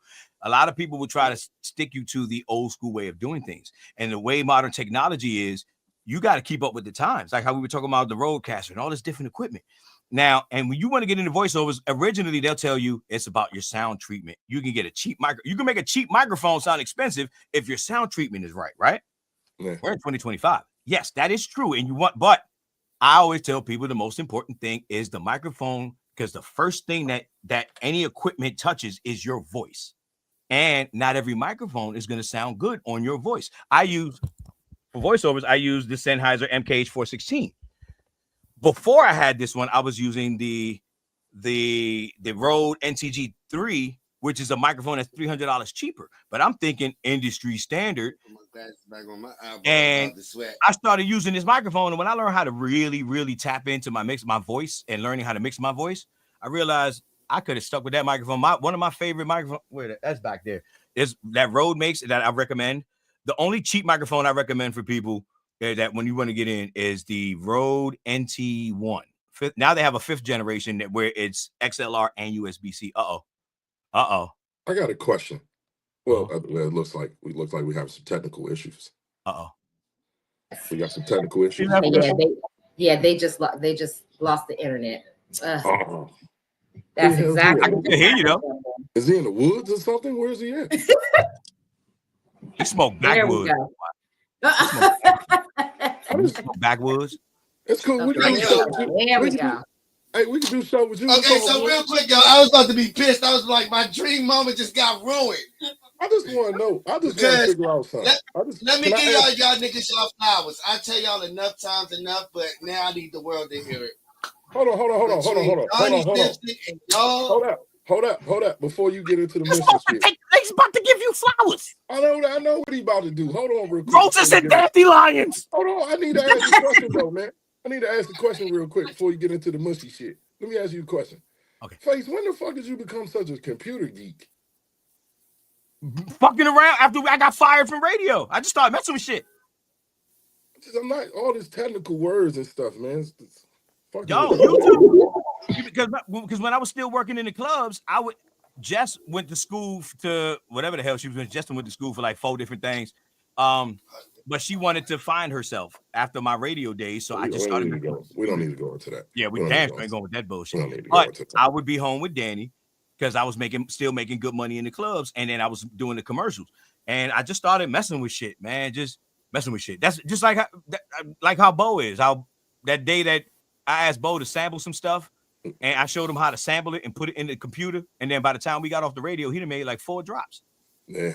Well, I just wanted to ask you that because you just I don't know the technical terms. When people like all I know is cut the lows to about 80 hertz because that's how you get rid of the muddy sound. But anything more than that, I gotta teach. If I teach you how to do something with production, I have to show it to you because a lot of the technical stuff, I know more technical jargon about voiceovers and photography than I do about voiceovers and photography than I even do about production. It's weird. I feel bad. I feel like I should have a red cup too. You know what I'm saying? I feel like I'm not participating. I ain't got no red cup. Ooh, I got red cups. I'll be back. Y'all should have been in the studio. I got the bottles and shit. By the time I get there, y'all gonna be done and you're gonna be drunk and it's gonna be stains on the couch. Oh, I like that bottle right there. I like that bottle right there. I got my shit, you know. Hey, Danny, we got any more of that cooking wine? Casa, baby. Cause everybody drinking and I ain't got shit to drink. He said cooking wine. And I'm lying. But Danny uses real wine. He uses like the wine that wine people drink. Hey, Chad, I gotta tell you though, Hollywood. I gotta tell you though, Wood. Like real talk. You know, I've told you this before. Hold up, you kind of choppy. Hold up, you kind of choppy. Okay, say it again. I'm choppy. Am I still choppy? I'm still choppy. Nah, okay. Nah, I just wanted to tell you, you know what I'm saying? I've been telling you before, I told you before, and I'll tell you again, you know, you just gotta stay in the game, bro. You on a good path. You always have been. And you know, I always fuck with you, man. You know what I'm saying? Anytime you need me to do anything for you, man, you know I'm here for you. And you know, I appreciate you. You know, because you always been out here. You always been a genuine, authentic guy, man. So, you know, whenever you got something going on, man, you already know all you got to do is call me. So it's all love, you know what I'm saying? And keep doing what you've been doing, man. And sky's the limit, as they used to tell me back in the days, old heads, dude. Sky's the limit. Yeah. Are we passing the torch? Well, you know, listen, first of all, I don't need to pass the torch where you can create your own flame. You understand? We don't need to pass torches. You create your own. I like that. Coach. You know what's crazy? You know, we got a whole crew of like DJs and people that be doing entertainment stuff, and we all old. But why is the youngest person in the crew one of the wisest of the crew? He says shit all the time. He the youngest. Everybody next generation is 45 and over, except for Malik. And he got common sense. See that, but that's what worked when we were on the radio. Because if I jumped off the bridge, he was my bungee cord. Like, man, get your stupid ass back up there. But it worked. It worked. It was a chemistry that still works. We had to go to Yankees' funeral, and we had to open things up, and you know the chemistry kicked in. But I was crying like a bitch, so I had to go back to the back. I went to the back and started crying. I was like, yeah. With the back. Put me in front of everybody. I met Yankee when we started WKSH. When we first started that internet radio station, me and DJ Cash Money, RIP to him. Yep. Rest in peace. Everybody was telling us, everybody kept telling us, ain't nobody gonna listen to internet radio. How they gonna listen to it? The internet, asshole. But yeah, and Yankee came in because we was focused with independent artists, and you know, it all worked out. And that's how I met him. And we was doing shows and stuff. All of us were doing shows and stuff together. And Yankee was the coolest ass motherfucker. Then he had y'all. So real quick, I felt like that was about to be a good ass question too. I know that build up was fantastic. I was like, oh man, what is he about to come to? Man? It's pretty good. It's like getting caught watching porn, and then like when you're almost done. Right. As soon as you getting ready to begin, then you find out that she has hair on her chest. Or you're watching the freak out and then it cuts off too soon. Right. Or have you ever like met a chick and she was really pretty? We got y'all back. Okay. You got to her feet. You got to her feet and it was like Flintstones and shit. Yep. Listen, the internet is not going to ruin my dream show. This is the moment I've been waiting for. Manifest that for the longest time.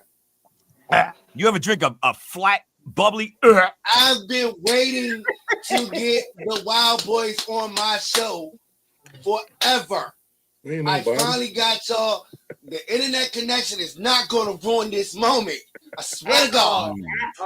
Positive. You can fuck up my wedding. You can fuck up anything else in my life. Today, right to now, this moment has to fucking happen. We are here, brother. We are here. The hell are y'all slipping on? What y'all slipping on? What y'all sipping on over there? I don't know, but I can't find my one.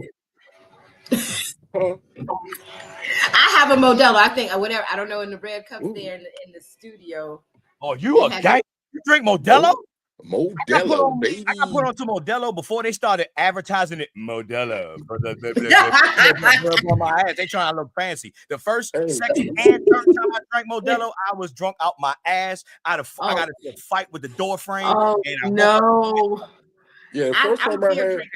I love beer, so I'll drink any type of beer. Modelo is you gotta be a true G to drink Modelo. That shit, man. Beer. Yeah, Modelo will make Gandhi want to fight somebody. Yeah, I think the first time I had Modelo, I was in Miami with Exclusive. Oh God, and he was doing a party. Here's the thing. And here was the thing: the spot where we was at, you get a whole bucket of Modelo for $5. I like that. I like that. What's up, Chad? Hollywood, All we up right. here, Hollywood, we up Shout here out to talking Tony. about Modelo's. I always see. What kind I of always dog see him on Facebook. is that? A French? He's a French bulldog. Pure breed. Oh, Expensive look. little shit. Say hi. He wants to play tug of war. He don't care about nothing that we talking about. He just wants to play None tug of of war. that. I always see him on Not a All right, real bulldog, but a quick, pure. before this joint interrupt again and act the fool, I need my moment. Okay. I have been waiting years for this moment All right. Talk to me. to get both of y'all together. Pause. He up here showing us. I had to show my pug right quick. Oh, okay. Hey! I'm showing dogs right now. I got a Chorky too, but she's being a diva in the living room right now. Oh, okay. A Chihuahua Yorkie. Oh, you want me? Okay, here, hold on. The grandson want me to show his dog too. Here go there Yorkie. So fluffy. They're so fluffy. All right, here. Go on. Adorable. Oh my! It looks like a white version of Thank you. Where's my Napoleon? Did you take my weed? Okay, we done with the dogs. Can I have my moment real quick? Yes. Can I have my fanboy moment? Give him his moment. Sorry, shit. I'm sorry. It's my fault. I'm sorry. Okay. So, Two-Face, Malik the Freak, You. both of y'all, I consider y'all my brothers, low-key my mentors, and all of that. And from the first time that y'all hit the airwaves, I was a big-ass fan. When I went to the clubs that y'all was hosting at, I loved it. I studied y'all because I was just coming up as a host. My favorite moment, and I can point it out, it was, I hope I pronounce it right, Toscana West. Oh, one of my favorite parties. Two-Face, you showed me big love as an up-and-comer and slash almost a nobody at the point. Well, I guess I was kind of somebody got a year. Everybody. You showed me so much love in Toscana that night. It was like, yeah, I know these motherfuckers. Well, I already knew Malik was real because OH, but you put that benefit in there that the Wild Boys was like, yeah. And it was like, I just started studying y'all from there. Everything you did, Malik, every show you hosted, and I was there and you see me, I was studying. Two-Face, every party you hosted, every open mic that you hosted, I'm studying. Shout out You to guys helped create Hollywood the Entertainer, and I just really want to say thank y'all so much, and I love y'all, and the fact that even to this day that I can reach out to y'all for anything means the fucking world to me. When they say sometimes you're not supposed to meet your idols, that's not always true because of y'all. I just want to say thank y'all, and I love y'all. Hollywood, are you crying? No, I got my hater blockers on, so I'm not crying. Why the sunlight ain't on these transition lenses? Man, hey man, hey, I love you for that though. Man, salute to you, Hollywood. I like to play a little something for you, Hollywood, as a salute, okay? If you don't mind, all right? All right. This is just for you, man. This is just for you, all right? Man, yeah, some of y'all might know the music, but I'm just going this as a salute, man. That's it, man. Thank you very much, Hollywood. I appreciate you, brother. You know what I'm saying? Thank you so much, man. Thank you for the love, my brother. Thank you for the love. My man. My man. And big shout out to you killing it on TikTok right now. No bullshit. So, I thank you for taking time out to come up here real quick because I know you about to go live soon. Oh shit. Actually my main moderator's birthday is April's birthday is tomorrow, Face. Between tonight, we're going live tonight and tomorrow night for her birthday. And I'm letting her take over the playlist. Well, some of the playlist for her birthday. So probably be live later on tonight. Remind me, yo, so I can tap in and send her some birthday gifts. Yeah, no doubt. No doubt. I got you. I'm in the building tonight with you, bro. Yeah, I it's just want to know where TikTok. my motherfucking weed at. Yeah, TikTok has been awesome though, man. It's a lot of good people on there, man, and I appreciate the love because man, people spending money on there, man. They spend money for their favorite creators.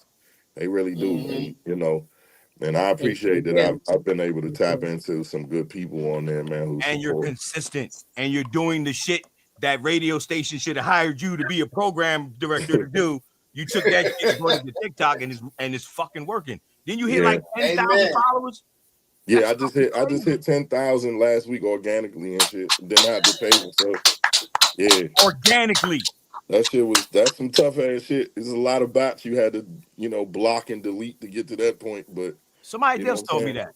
I think what What? was it you? You Because What? had I'm to delete still the at bot. 1,500. Yeah, them bots, man. That shit crazy on there. But but yeah, man, we achieved that, and I say we because it's always a collective effort. I got a mostly women moderators, like 5 of them, who run the chat room. You know what I'm saying? So they're very engaging with everybody, and Hey, tell you them they know, can engage with me anytime. I'm hey, single. listen. We already at the point. It's funny you say that because once I get up, I got to call Quicksilver because we gotta put together our DJ retreat reunion cookout pool party situation. So I gotta talk to him today and get all the details for that straight. His birthday is coming up too, QIC birthday. Oh yeah, So a week after mine. yeah, so you already know we doing a pool party for his birthday and stuff at the house. So we gotta get all that together, make sure everybody knows so they can travel in and do what they gotta do for I need to that. talk to But Quick and ask if I could just bring some air mattresses or some motherfucking sleeping bags. Because hey partying man, hanging out at Quick's house and then driving back to DC listen, afterwards, that's torture. listen, man, That is Hollywood, torture. listen. I don't want to hijack your show, Hollywood. I really don't. I know you got a program you do on Saturdays, man. I appreciate the love. You know what I'm saying? You're my guy. Um, and Fuck my we definitely gonna get up. You know what I'm saying? And we gotta do this some more, definitely. So, man, I This appreciate was the fun. love. Huh? Even though I steered the conversation in so many different directions because I got my ADHD is on fire. I didn't take my Adderall, and I didn't think I was going to be doing this, so Yeah. I'm all over the place. So I was like, That's why I came in I because swear to I God, was if there worried was about no you guys. y'all, there would be no me. I that's not true. appreciate y'all, man. But I love you for that, though. Come on, man. You I got just, talent. You a I personality. just want. I will You are him. always remember. I will always remind y'all of that. If every time I progress another level, I would not have progressed another level without y'all. I shouldn't have been invited over to the house. I know I'm a smoker though, man. They don't like to invite the smokers out nowhere and stuff, man. You Back can to invite in doing my young house. churches and You can everything. come over here. You can come over and smoke in my house anytime you want to. Can I bring my puppy? Okay, Can yes, I bring that's my what's puppy up. with me? That's You what's can up. bring, you They're can bring your Yeah, friendly. puppy. yeah, yeah, yeah, yeah, yeah, yeah. I'm a cooker, so Hollywood know. I sponsor Hollywood. Is here at my house. Y'all are more than welcome to come, drink, smoke, eat, shoot the breeze and shit. I'm a very good cooker. Yeah, I'm Y'all with like to that. eat. I like to cook. Yeah, yeah. I don't ask for much, man. I'm low maintenance. You know what I'm saying? I bring my own utensils and all that too. You know I what know that's right. I'm gonna be honest with you. I'm saying? I used to No, fuck you people's don't food gotta up worry and about cook none out. of that because I will definitely serve you. I'm a very, very good host and I love to cook and I like people eating my food and stuff like that. So y'all are more than welcome whenever you guys are not busy and got some time and stuff like that. And y'all should shout out to Hollywood. He know where we live at. I'll eat whatever Ozempic will let me eat. I tried that shit. Now I Lord can't have eat. mercy. Oh, Zach. Then if I eat too much, that shit make you sick. It'll make you It's sick, like getting yeah. that damn surgery. I might as well gotten the damn surgery because everybody know they got the surgery. They're like, oh man, you can't eat or da da da. You gotta eat like a tiny Yeah, portion. your stomach is only but so big, yeah. No, so I still got it, and I lost a lot of weight. Oh, okay. I know. But I can Well, see y'all seen Hollywood stomach lately? go ahead, show us your stomach, John. Go ahead, pull out that We gun. trying to get rid of it. We're not trying to broadcast it. you cut to the gym with me. Yeah, we trying to get rid of it. We ain't trying to broadcast this joint right When now. you getting rid of it? When I stop cooking or what? When you stop cooking, nigga. But don't stop cooking yet, because I ain't back in town until spring break. Don't stop cooking yet. I got Oh, but look, I wasn't gonna tell her to stop cooking either. I got a whole my birthday's next week in a week and a half. So Week after next. Oh, Yeah. shucky ducky. We definitely What month are we in? getting it in. Y'all are more welcome, more than Yo, welcome. ever since Yeah. I got laid off, my whole time is just off because you get the you get they make sure you good, however you work out your arrangements. So it's like I'm supposed to be enjoying this time. I don't know what to fucking do with myself. Yeah. I don't know how to relax. So so I've smoked a lot of weed in the past couple of weeks because I gotta relax. And it's good. It's working now. Now the whole like the part of you know what you good financially. You got your clients because I got video clients hitting me now that they know I got time, and I'm like, yeah, I got time, but not yet, not yet. Let me one step at a time. Let me enjoy the vacation. That and I ain't gonna lie, but there's a lot of things was happening behind the scenes, and my phone been on do not disturb since Yankee passed away. I ain't gonna lie to you. I gotta turn that. I saw that. I gotta turn off the do not disturb. I tried recently, but then you get the annoying old customers that want to come back and then humans. I don't like humans that much. There's very little humans. Grief is a hell of a motherfucker to deal with while you try, like when Don't get me wrong. I'm fine. You're running your own business. Yeah. When you're working for yourself and dealing with grief, that is the toughest shit ever. And I think that's what caused my downward spiral when my mother died. I ain't gonna. And then I kind of got into it with my ex. Yeah. And then my ex's uncle, who helped raise her, died, and his funeral was yesterday. And because we fought, I didn't even get to go to the funeral. And so this is a lot of crazy shit, man. But you can't let it. So I just had to I just unplugged. I stopped posting that as much, and I needed everything to I had to have my talk. You had those talks with God, like not on the of course you have your thank yous and your oh my God, please get me out of the situations, and then you have those dog. Can I holler at you? That's it, dog. Yeah. God, can I holler at you for a minute? You ever had those? I just need to holler at you for a minute. Like we need to really have a talk right here. Like you sit down right here. I'm gonna sit down right here and square up and look at you seriously, because God, we need to really have a real conversation. Because what the fuck is going on? I'm gonna tell you what helped me out for real. Seriously, what helped me out is number one. I think my life, the way that it has gone, definitely helped me out with my grief, because I had to learn how to deal with a lot of obstacles just being at the radio station, self obstacles, everything like that. When my mother passed, she had been going through a lot even beforehand, with the breast cancer and everything, and then doing dialysis every day before she ultimately died. What really helped me out was number one, me and her before she died, we was always talking about life, and you realize, given the life that I've had, I know Two Face as well. It ain't a lot of things that we haven't done in life. You know what I'm saying? Like guys talk about, man, I want to be a millionaire. Then I ask them the same, well, how much money did you spend when we was getting it? You know what I'm saying? How many pairs of Air Force Ones did you buy that had one scuff on it? You know what I'm saying? Once a week. Why you gotta call me out on the show? I was doing the same thing. You know what I mean? I was doing the same thing. At one point, I was looking at my wall in my house. It was like a whole row of Air Force Ones, and I could have wore at least 7 pair of them. There was no reason to get a new pair. But that was life. But what really, therapy is everything. And the thing that people don't understand about therapy, because they hear the word and they just instantly think, oh my God, they're going to put you in a padded room and you got to sit on the couch and all this other shit. Really, the therapist when a therapist comes into a session, they come into a session with a blank piece of paper, you know what I'm saying? So they take what you give them and they try to help you deal with what you got going on. You know what I'm saying? And a lot of people sometimes they use therapy as a way, as manipulation, to validate things that they don't want to deal with or be accountable for at the end of the day. And like for me, like I said, therapy has helped because it's helped me understand that after my mom died, the claws was going to stop. All the people who said, I'm gonna be there for you and all that shit was gonna stop. You know what I'm saying? And I have to be able to keep pushing through no matter what, knowing that this is going to happen. You know what I'm saying? So life, like every day is an adventure. Every day feels like Friday to me. Like when you listen to my lives on TikTok, it's been plenty of times. It'd be in the middle of the week or Tuesday. I'm like, damn, it feel like Friday today. I don't know why, but it feel like Friday. It feel like the weekend every day. That's a good And feeling. that's a mental thing. You know what I'm saying? And I feel that way.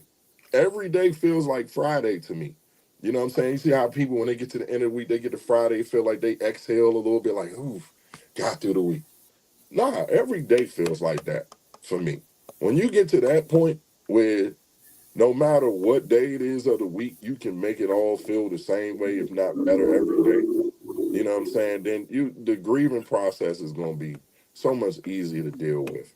You know what I'm saying? A Bro, lot of that's things. crazy that you say that. And that's wild that you reached it way before I did. I'm about to be 10 years in the hole. I finally reached that point where every day feels like Friday. Like my grieving process is way different.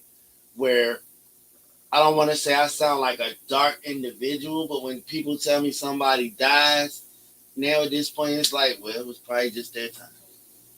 I And mean, then, and not to sound disrespectful or nothing like that, but that's kind of where my heart is blocked at. And it's like, I Listen, you was human. next. You're Yeah. human. You know what I mean? Everybody, those moments, you're never not gonna have those moments of grief. They're gonna hit you at Mm-hmm. times that you're not even planning for it to hit you. You know what I'm saying? If the person meant anything to you, you know what I'm saying, it's going to definitely affect you. You know what I'm saying? It's going to affect you at times that you weren't planning for it to affect you. You can just see the smallest things. Exactly. You know what I'm saying? But like I said, man, you know, once you understand that's what it is, and that it's all right to grieve, that it's all right to have tears, that it's okay, and you also come to grips with the fact that nobody is going to help you get over your grief than you. You know what I'm saying? They can Mm-hmm. be there for you. They can say, man, we can always talk if you want to talk and vent. Nah, you know, the only way you're going to be able to get through a conversation with them to vent is that you have to overcome the fact that, hey, I got to get over this. I got to be able to still get up and go to work and pay my bills every day. If you got kids, I still got to get up and make sure my kids straight and make sure I keep a smile on their face yep. through it all. Because that's what our parents did for us. They sacrificed, you know what I'm saying, through a lot of Right. tough times, you know what I'm saying? But you're human at the end of the day. So when that grief comes on you, let it happen. You know what I'm saying? Let it happen. It's going to let it run its course and then, then move on from there. You know what I'm saying? And every day gonna feel like Friday. Every day. Well, I need to get back to that. And the thing is, another thing I didn't like when I was working the gig, the only thing I didn't like is I didn't like the thank God it's Friday feeling. I don't like that. I didn't like it because I guess because I was an entrepreneur for so long. I don't know. Like you said, for so many years it was like that every day. But then shit happens. But so I got to get back to that, and that's the thing. Yeah, and I do need to talk to the therapist. I just don't like the new therapist they gave me. I But don't. you get new one. I did. No, I've been to 3 of them already. Oh shit. The last one they introduced me, I guess they thought maybe someone who was going to be strict. I was like, sweetheart, I'm not trying to have sex with you. Now, if you're aggressive, yeah, we can get it popping. But you're not going to be my therapist and be aggressive and then The talk to me first in person a condescending way. Like, the first person who reached out to me was a old classmate from Oxon Hill, Chad. April Martin. She's a certified therapist. And she reached out to me Mm-hmm. and she said she'd be willing to talk to me. And I wouldn't have to pay for no sessions because she understood the importance of men, especially black men, having a safe space to go to be able to air out their grievances, man, when into Yes. grief fall. Yes. So April, even though I didn't like we talk here and there, I didn't fully because I ended up getting a therapist too. I still talk to her every now and again, but she offered that. You know what I'm saying? And that's good to have, man. It's good to have good people, you know what I'm saying, that's in that field as well that can really help you out and help you get through these days, you know what I'm saying? But like I said, it's a beautiful day today. Being outside would be great. That's a great start. It's man, I 80 want to get degrees out and today. fish. Because You know what I'm Uncle saying? Dean, when I was talking about, man, the one whose funeral was yesterday, he's the one that taught me how to fish. It made me want to start fishing. Now I want to go fishing. Yeah, man, fishing is pretty therapeutic, man. You know? I clearly It have. really is. If y'all can't I tell, made that was I my do a lot first of time fishing. in the newspaper when I was 7. My uncle took me fishing. I caught a catfish and I got put in the Raleigh, North Carolina. I forgot the name of the newspaper, but I'm in it and I still got the clipping. Y'all need to see it. But that was my first thought at celebrityism. Like we knew I was supposed to be a star. Right. That was the moment. Well, look, I gotta head out and I gotta finish up this shift because I am working from home. But I appreciate y'all, man. Face, love you, my brother. I love y'all, man. Thank y'all for the love, man. Hollywood, keep doing your thing, man. You know what I'm saying? And, we'll If you catch go up. live tonight, Thanks bro, for I'm gonna reminding see me you. that I need therapy, Malik. Yeah, I mean, I've been telling you that for years. That's what's up. I see y'all, man. Love y'all, man. Thank you so much. All right. Thank you. All right. I'll be tapping in a little bit. Oh, that made my nose tickle. Oh shit, it's 4:51, so it's about time for us to start wrapping it up. Anyway, Two-Face, shout out. If you guys want to set up a time to like really talk about voiceovers, and I haven't done an interview where I just focused on voiceover and production. So if y'all want to do that, set up a time and let's tap in. Dog. I'm on my own time again. I just got to get used to it. It's weird, but I got to get used to it because I feel like I was getting content. And I got I got your email. I'm gonna push it over to EBK because she handles the bookings and stuff like that. So I'm gonna send her your email address and she's gonna set everything. You got my number. So Stay my phone, yeah. Cause I mean, I be on my email because that's my holy grail. But yeah, just you got my number. Just hit me on my phone too. Okay. See, now we gotta go unprofessional. We gotta go from unprofessional to personal. Okay, I will text you.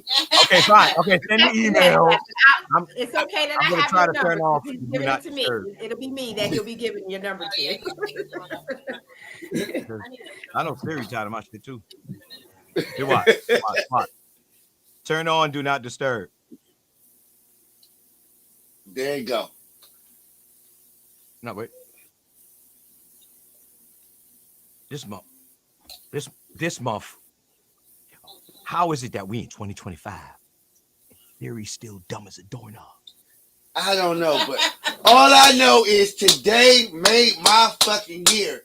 I don't care what the fuck else happens for 2025. Glad I was here for it. I finally got the Wild Boys on my show. I'm good. I don't care what a hoe gotta say, what a bitch gotta say, what a hater gotta say. I had the Wild Boys. Tell a hoe that got something to say. I actually got $40 right now. Right now. You got the 40 ready to go. I got the 40 right now. Cash App, Venmo, Chime. Hey, yo, no, for real. This show was like mad emotional. I know, like, yo. This goes, like I said, I gotta call my therapist. This goes under the time that Donnie Simpson called my fucking phone. How do you have my number? Wow. When my mom was sick. Wow. And talked to him on the phone. Yeah. Donnie's that dude. He is that dude.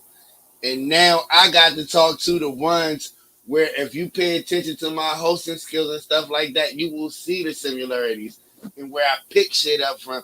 This meant so much to me, Two-Face or Dan, whichever one you're comfortable with. Which one you want to be called?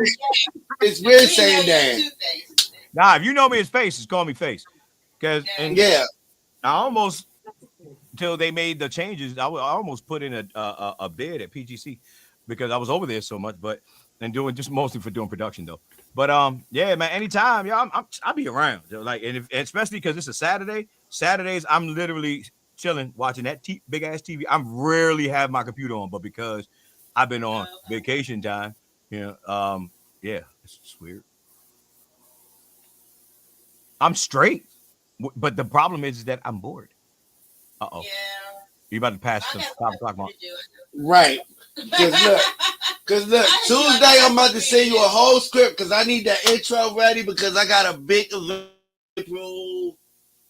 I forgot the date, but I'll tell you that this. Intro ready.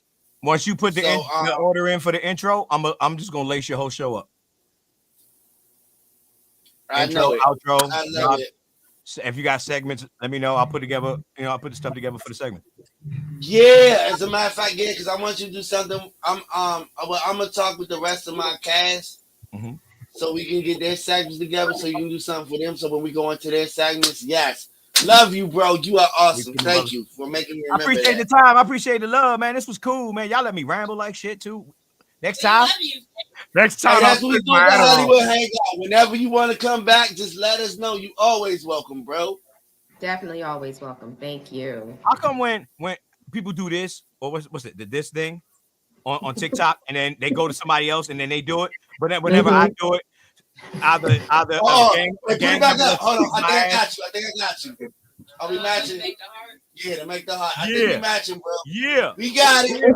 We got it. No, I'm not Nigga, going up against I side. had Two-Face the Don and motherfucking Malik the Freak, the Wild Voice on my motherfucking podcast. I fucking made it. I'm done. I won. Somebody else who wants to fuck with me now because y'all ain't did it. I did it. I did the Wild Voice. And I was right here when you did. He did that. He did that, motherfucker. I'm Hollywood hyped. Hangout. My bad. He did that, motherfucker. Wait till you see my Facebook post, bro. I still wearing it. I bent up my pop filter. Oh, for it. Mm-hmm. R.I.P. Tex Sosa. Oh my God, we do not talk about him enough. Yeah. Shit. Man, yo, I was at the Big and Tall store on Thursday and saw a dude, the guy who sold the yeah, man, he looked just like Sosa, man. Yo, that messed me up. Looked just like him. Like it could be Really? his little brother. Wow. But I know his little brothers. Hey, that's crazy. Hold But up, we appreciate forget. y'all. Yeah, well, if we're gonna do that, we got Tex. Don't forget Carlos up at in the Laurel joint. Yes, Napoleon. Shit. Chef boy. Tired, aren't you? Okay, I done fucked that up trying to give him memories, and I done did that. Well, you remember. Yeah. Uh-oh. Remember? All right, we y'all. to the I gotta C up tend to in my Laurel? puppies. I gotta tend to my puppies. Okay, We'll bring back. Okay, we ain't gonna worry about that. Let's get ready to wrap the show up. EBK. Yeah, EBK, go ahead and get your shout outs on. I would love to. Thank you, as always. Thank you, Hollywood. You already know. You already know it. It needs no explanation upon See, it. you're already making an impact. You hear that? You hear that? So- Accept the flowers now before the gray hairs really grow. Accept that shit. That shows the work that you put in when somebody is giving you that appreciation of flowers. And I know, Appreciate it. you know what I'm saying? Thank That you. just lets you know that you're doing something, Wood. I'm just saying. See, You're doing something. I totally thank you April because 18th too, right? EBK. huh? You're coming on April 18th. Oh, I'm sorry. Yeah. See, I've been cutting people off. I'm so sorry. I'm gonna shut up. Yes. Keep me informed. Do I need to go on and look at something 18th? Okay. We're going to the Task podcast for the birthday. We talked about it on the last show. It's 2 days before my birthday. When's your my birthday's first. Okay, okay, we talked about it. I smoke weed. I'm sorry. So it's a double celebration Yeah. for the kind of. Yay, face! I know Facebook. Hey, no, but anyway, thank you so much. Again, Hollywood. Again, it's self-explanatory. You already know, and you've done nothing but giving me all the knowledge that you possibly can give. And at this point here, if Ebony EBK Roberts don't go and get it for herself, then it wasn't meant to be to go and get. Church. Thank you. Thank you. To Mr. Face and Mr. Malik that he's gone now. He had to go. This is so awesome. I remember hearing you guys when I was in high school. I might not be too far behind y'all in age, but I got here in the DMV area when I was 16 for the second time. So I was just coming in. So you know what you was doing in the 90s and the 90, 91. And that's who all I heard on the radio. And I thank y'all so much. This is so awesome because Hollywood talked about y'all. And I was like, I would love to do an interview. And it just so happens you pop on, Malik pops on, and then I get to talk to y'all while we got technical difficulties going on. I thank y'all so much for coming on, talking to me and giving me, this information that I need. I thank you. And I will be in touch with you to do another interview and just get, some advice and what you think. If we set it up, then we can have copy points or copy points of what to talk about. So that way, when I get off topic and you're looking at the copy point, this motherfucker. Wait a minute. We got to do this. Don't confuse me. Absolutely. You know who I learned that from? Big Tigger.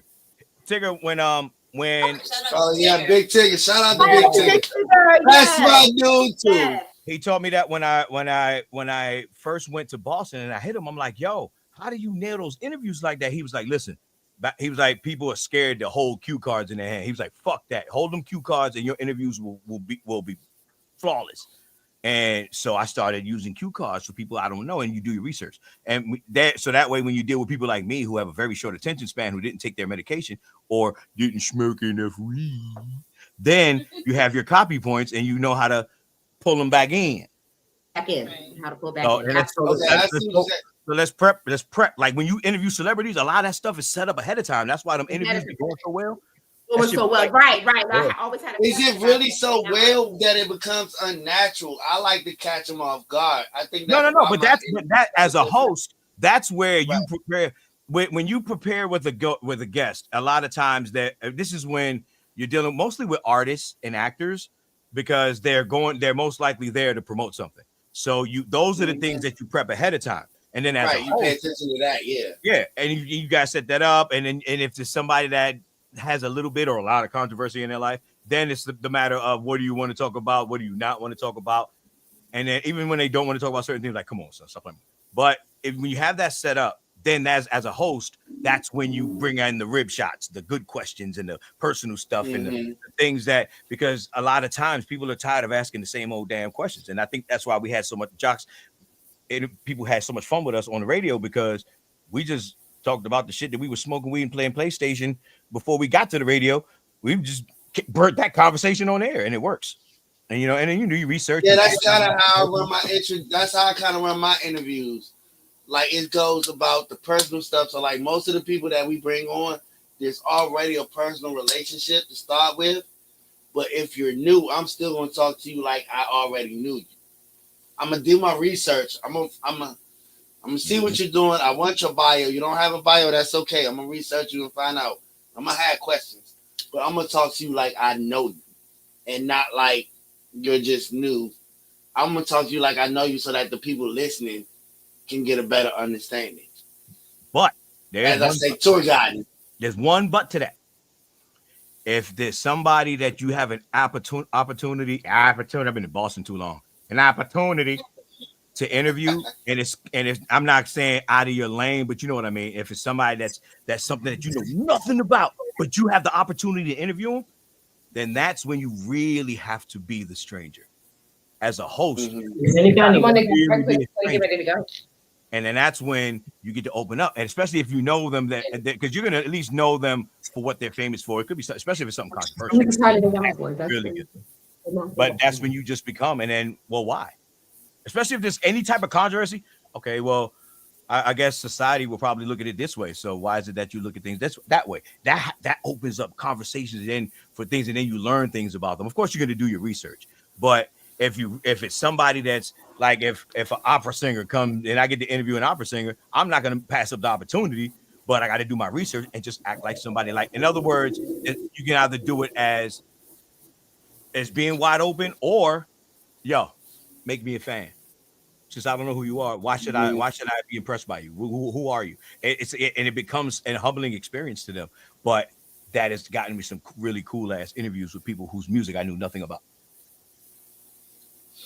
Right, I get that part. Yeah, how do you? Let me excuse me.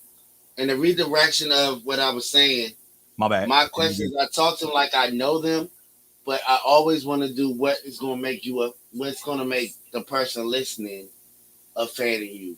So that's how I go with my approach of like I know you a friendship type approach, but I want them to be like, oh, I'm walking in the room, Hollywood, what's up? And I'll be like, yo, this is my folks type. Like that's my interview genre setup. Like so this is my folks. You see what I'm saying? Listen, like now I'm your folks. So when we do this next interview, don't be asking me about boxes of briefs, because I'm 46 and I'm going through a transition in life, and I used to hate boxer briefs, so I don't wear boxes or briefs. I'm wearing boxer briefs right now, and it's hugging me kind of nicely, son. It feels really nice. Boxer briefs, not boxes or briefs, boxer briefs, and then by the time I'm 50, see me in the beach rocking. Oh my God! Hey. Midlife crisis. Okay. I'm not buying a Corvette. I'm buying boxer briefs. I can't afford a Corvette. Face. I'm gonna go to bed. You y'all. won. All right.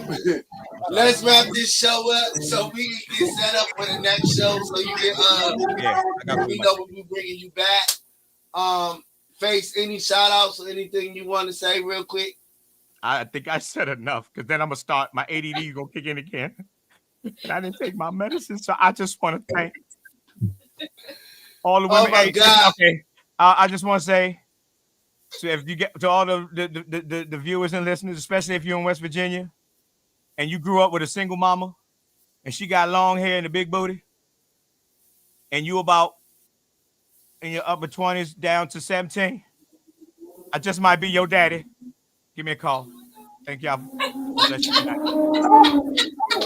You will not turn the Hollywood Hangout into the Maury Povey show. God damn it. Oh, damn it. I told you don't let me do that. I gotta go. I gotta. Yeah. And I got. They're gonna be like, I watched the Hollywood Hangout one day, and I saw this guy talking about his time in West Virginia, and I think he might be my father. Can I come on your show and we find him? Two-Face, you are the daddy. We doing free paternity tests every the last Saturday of the month. All right, good. That's just expensive. Who that? What voice is that? Yeah, I know. She fine. Nikki with the blicky. How you doing? Okay. I see y'all in a little bit. Hey, Vega, I'm sorry, we didn't even give you no attention. That's okay. I was surprised. Yeah, you were, and y'all know I hate. We gonna talk about that off camera. Y'all know I hate surprises. I'll get you on Face. I owe you a talk anyway. Yeah, we gonna call you Face, but y'all too, right? Like I I one and y'all too. Y'all know how I feel about surprises. Yeah, You know they can't see. You was already on camera earlier. They know who the fuck you are. They know Anyway, you're here. all y'all. Anyway, go ahead and do your Go, y'all. All right. Bye, Faith. I was just going to say, you can check me out at the website, VegaENT.com. You are so basic. Why is it when there's a camera on you or something like that, you go so That's how basic? I know, but when there's no camera. I'm doing better. You are Am I not doing better? That's not enough. Yeah. 1-5, you want to say anything or you good? Just look for me for the next. We did interviews.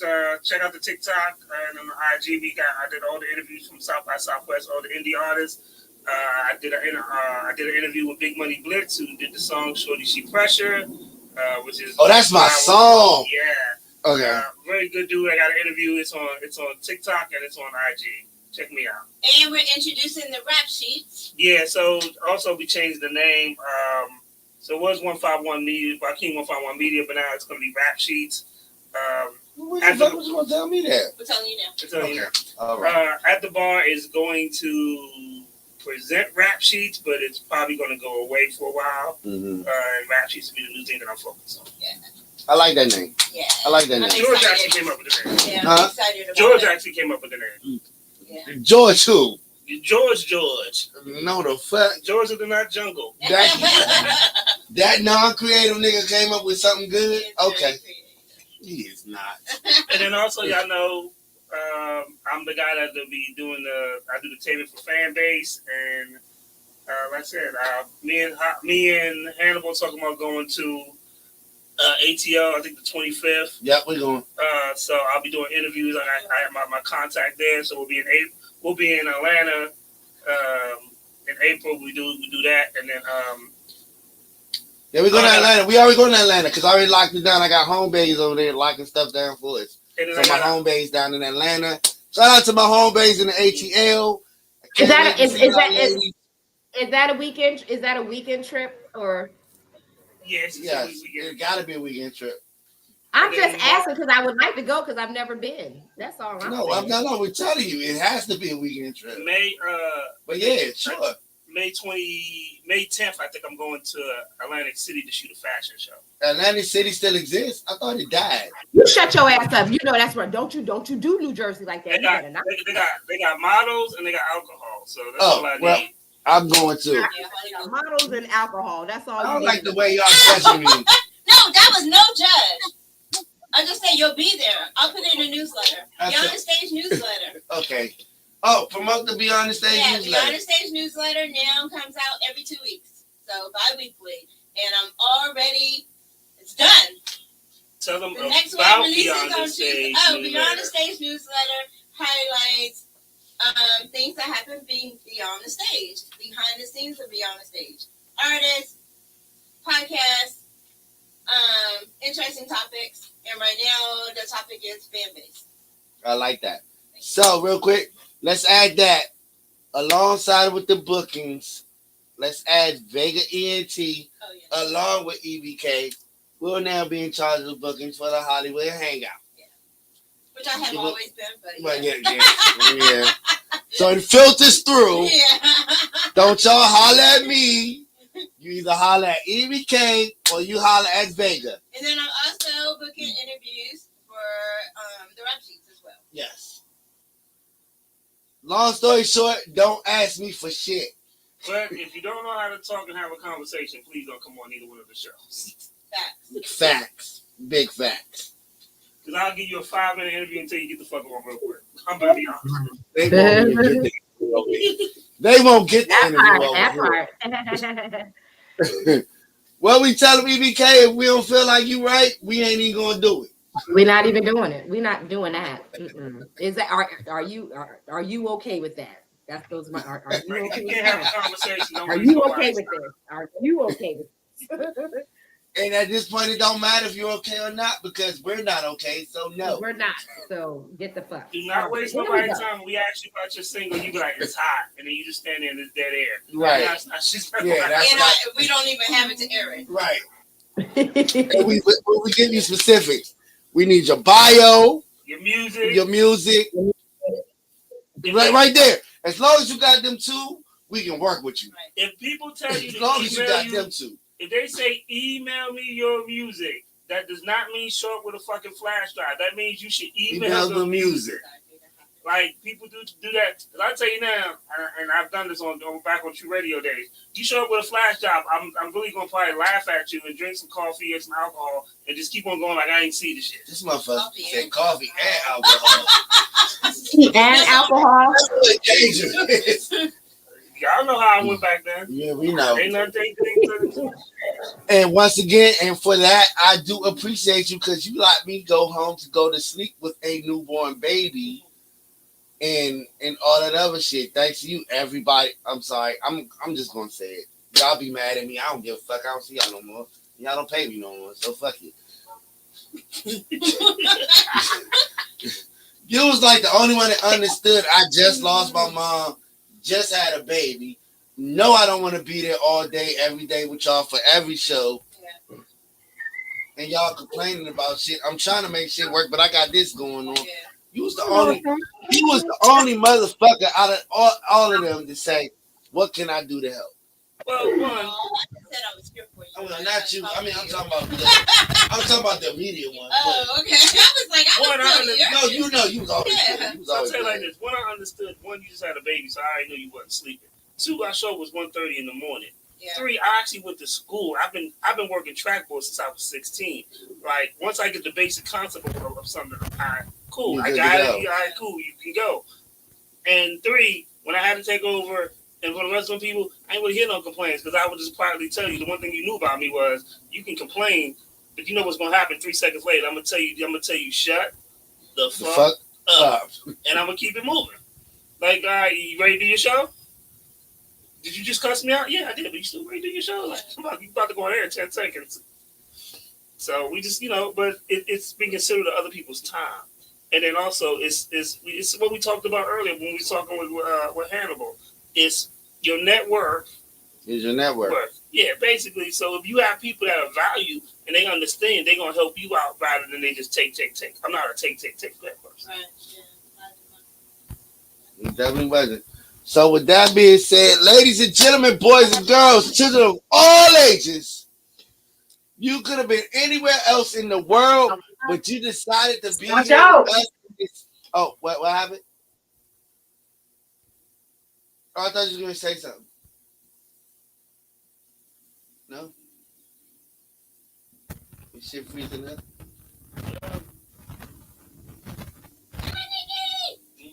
Go ahead, Hollywood. I got too much stuff going on back here. That's why I'm muted. Go. Okay. All right, ladies and gentlemen, boys and girls, children of all ages. You could have been anywhere else in the world, but you decided to be right here with us at the Hollywood Hangout. I want to give a big shout out. And you know what makes this more important that my idols was on the show is that the fact that I got to do it with my family. EBK, thank you, sis. Love you. 151, my motherfucking brother. My road dog. It was ride or die and rise, and you had my back no matter what.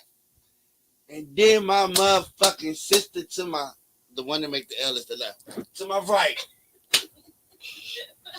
Vega. I never knew that. Yeah. He said the one that make the left to my Vega. My road dog. My homie. My home skillet. I don't even know how I ended up becoming your host for the open mic. Somebody got I fired. saw potential. Somebody got fired. I forgot that name of the show. I forgot the name of the show, The right. House of Hip Hop. House of Hip Hop. God damn, I'll forget that. But from you, We were the House of Hip Hop. We were. We still are. we still up. Shout out to Jonas. I was wedding crashers because listen, we be killing the wedding game. Me and Joe Ice. I'm gonna let y'all know about that later. But the flowers on you right now. So me and Vega met off of random because she was doing the House of Hip Hop open mic, and I was like, "Ooh, new open mic! I want to perform." Did I know you before that? No, you didn't. Yeah, because I met you through cash. You're right. You're right. So that's how the connection came up. You're right. So that's how the connection came up. Yeah. And that's how the House of Hip Hop came up. And I started performing at the House of Hip Hop. Yeah, way on at House of Hip Hop. But I don't know. I'm trying to figure out where the transition came from artist to host. I don't know. I just wanted you to host. Because I knew, like, you weren't doing radio anymore. And I was like, oh, what are you yeah. doing? And I was like, you want to host? That's what it was. And then I came into an awesome host. And then you gave me the best birthday party ever because that's on YouTube to be seen. That was Those fun. performances. Yeah. Those performances are still on We should post YouTube. them. I should. We should repost them. Yeah. Okay. Yes, because we had Godzilla, Honey Grand, a couple of other joints, but it's so necessary. So necessary to pay these So rappers. necessary, and y'all team was deep. Everybody came dressed alike. It was deep, deep, deep. Yep, because you had the shirt on too. Yeah, yep. And we all took pictures. That was a fun night. Mm-hmm. And we showed you what marketing looked like. And, let me tell you. So right now, it's a song called Waterbed by me and Phoenix Arson. Never released. I think you may or may not have heard it. I saw it online when you were talking about it. Yeah, but I done went through a couple interviews and I started playing and everybody was like, release it. Release it. And bring him along. We'll talk about it. But I got to talk to him first too because it's our song. And R.I.P. to Chanel Denise for her vocals on the song. Miss you, girl. And yeah, she has a So Necessary performance video too. But it's a lot of women with So Necessary performance videos. We even got Spice. Yeah. Oh, we should bring that Friday. Yes. Yes, we should bring that Friday. Anyway, long story short, ladies and gentlemen, love y'all. Outro ever. Right, longest. I'm just rambling. Longest outro Show ever. that never ends. This is the show that never. You know, for real. Don't get me started. I sing that jump. Yeah, Some likes people my- started to sing it and not knowing what it was. Oh, they singing They it. told it never I thought ends. that was something about Waterbed. Boom. All right, we gone, y'all. We will see y'all next week, and y'all can Bye, check me out y'all. on TikTok throughout the week promoting new indie artists. It's your boy Hollywood the Entertainer, Vega ENT 151, EBK, and I think somewhere Nikki with the blicky. You Nikki better with the be here, blicky. motherfucker, when I come home. All right. I'm about to put their asses out. Yeah. We will see y'all. Thank y'all. No outro song this week. We gone. All right. Damn, it's a lot of shit to do that.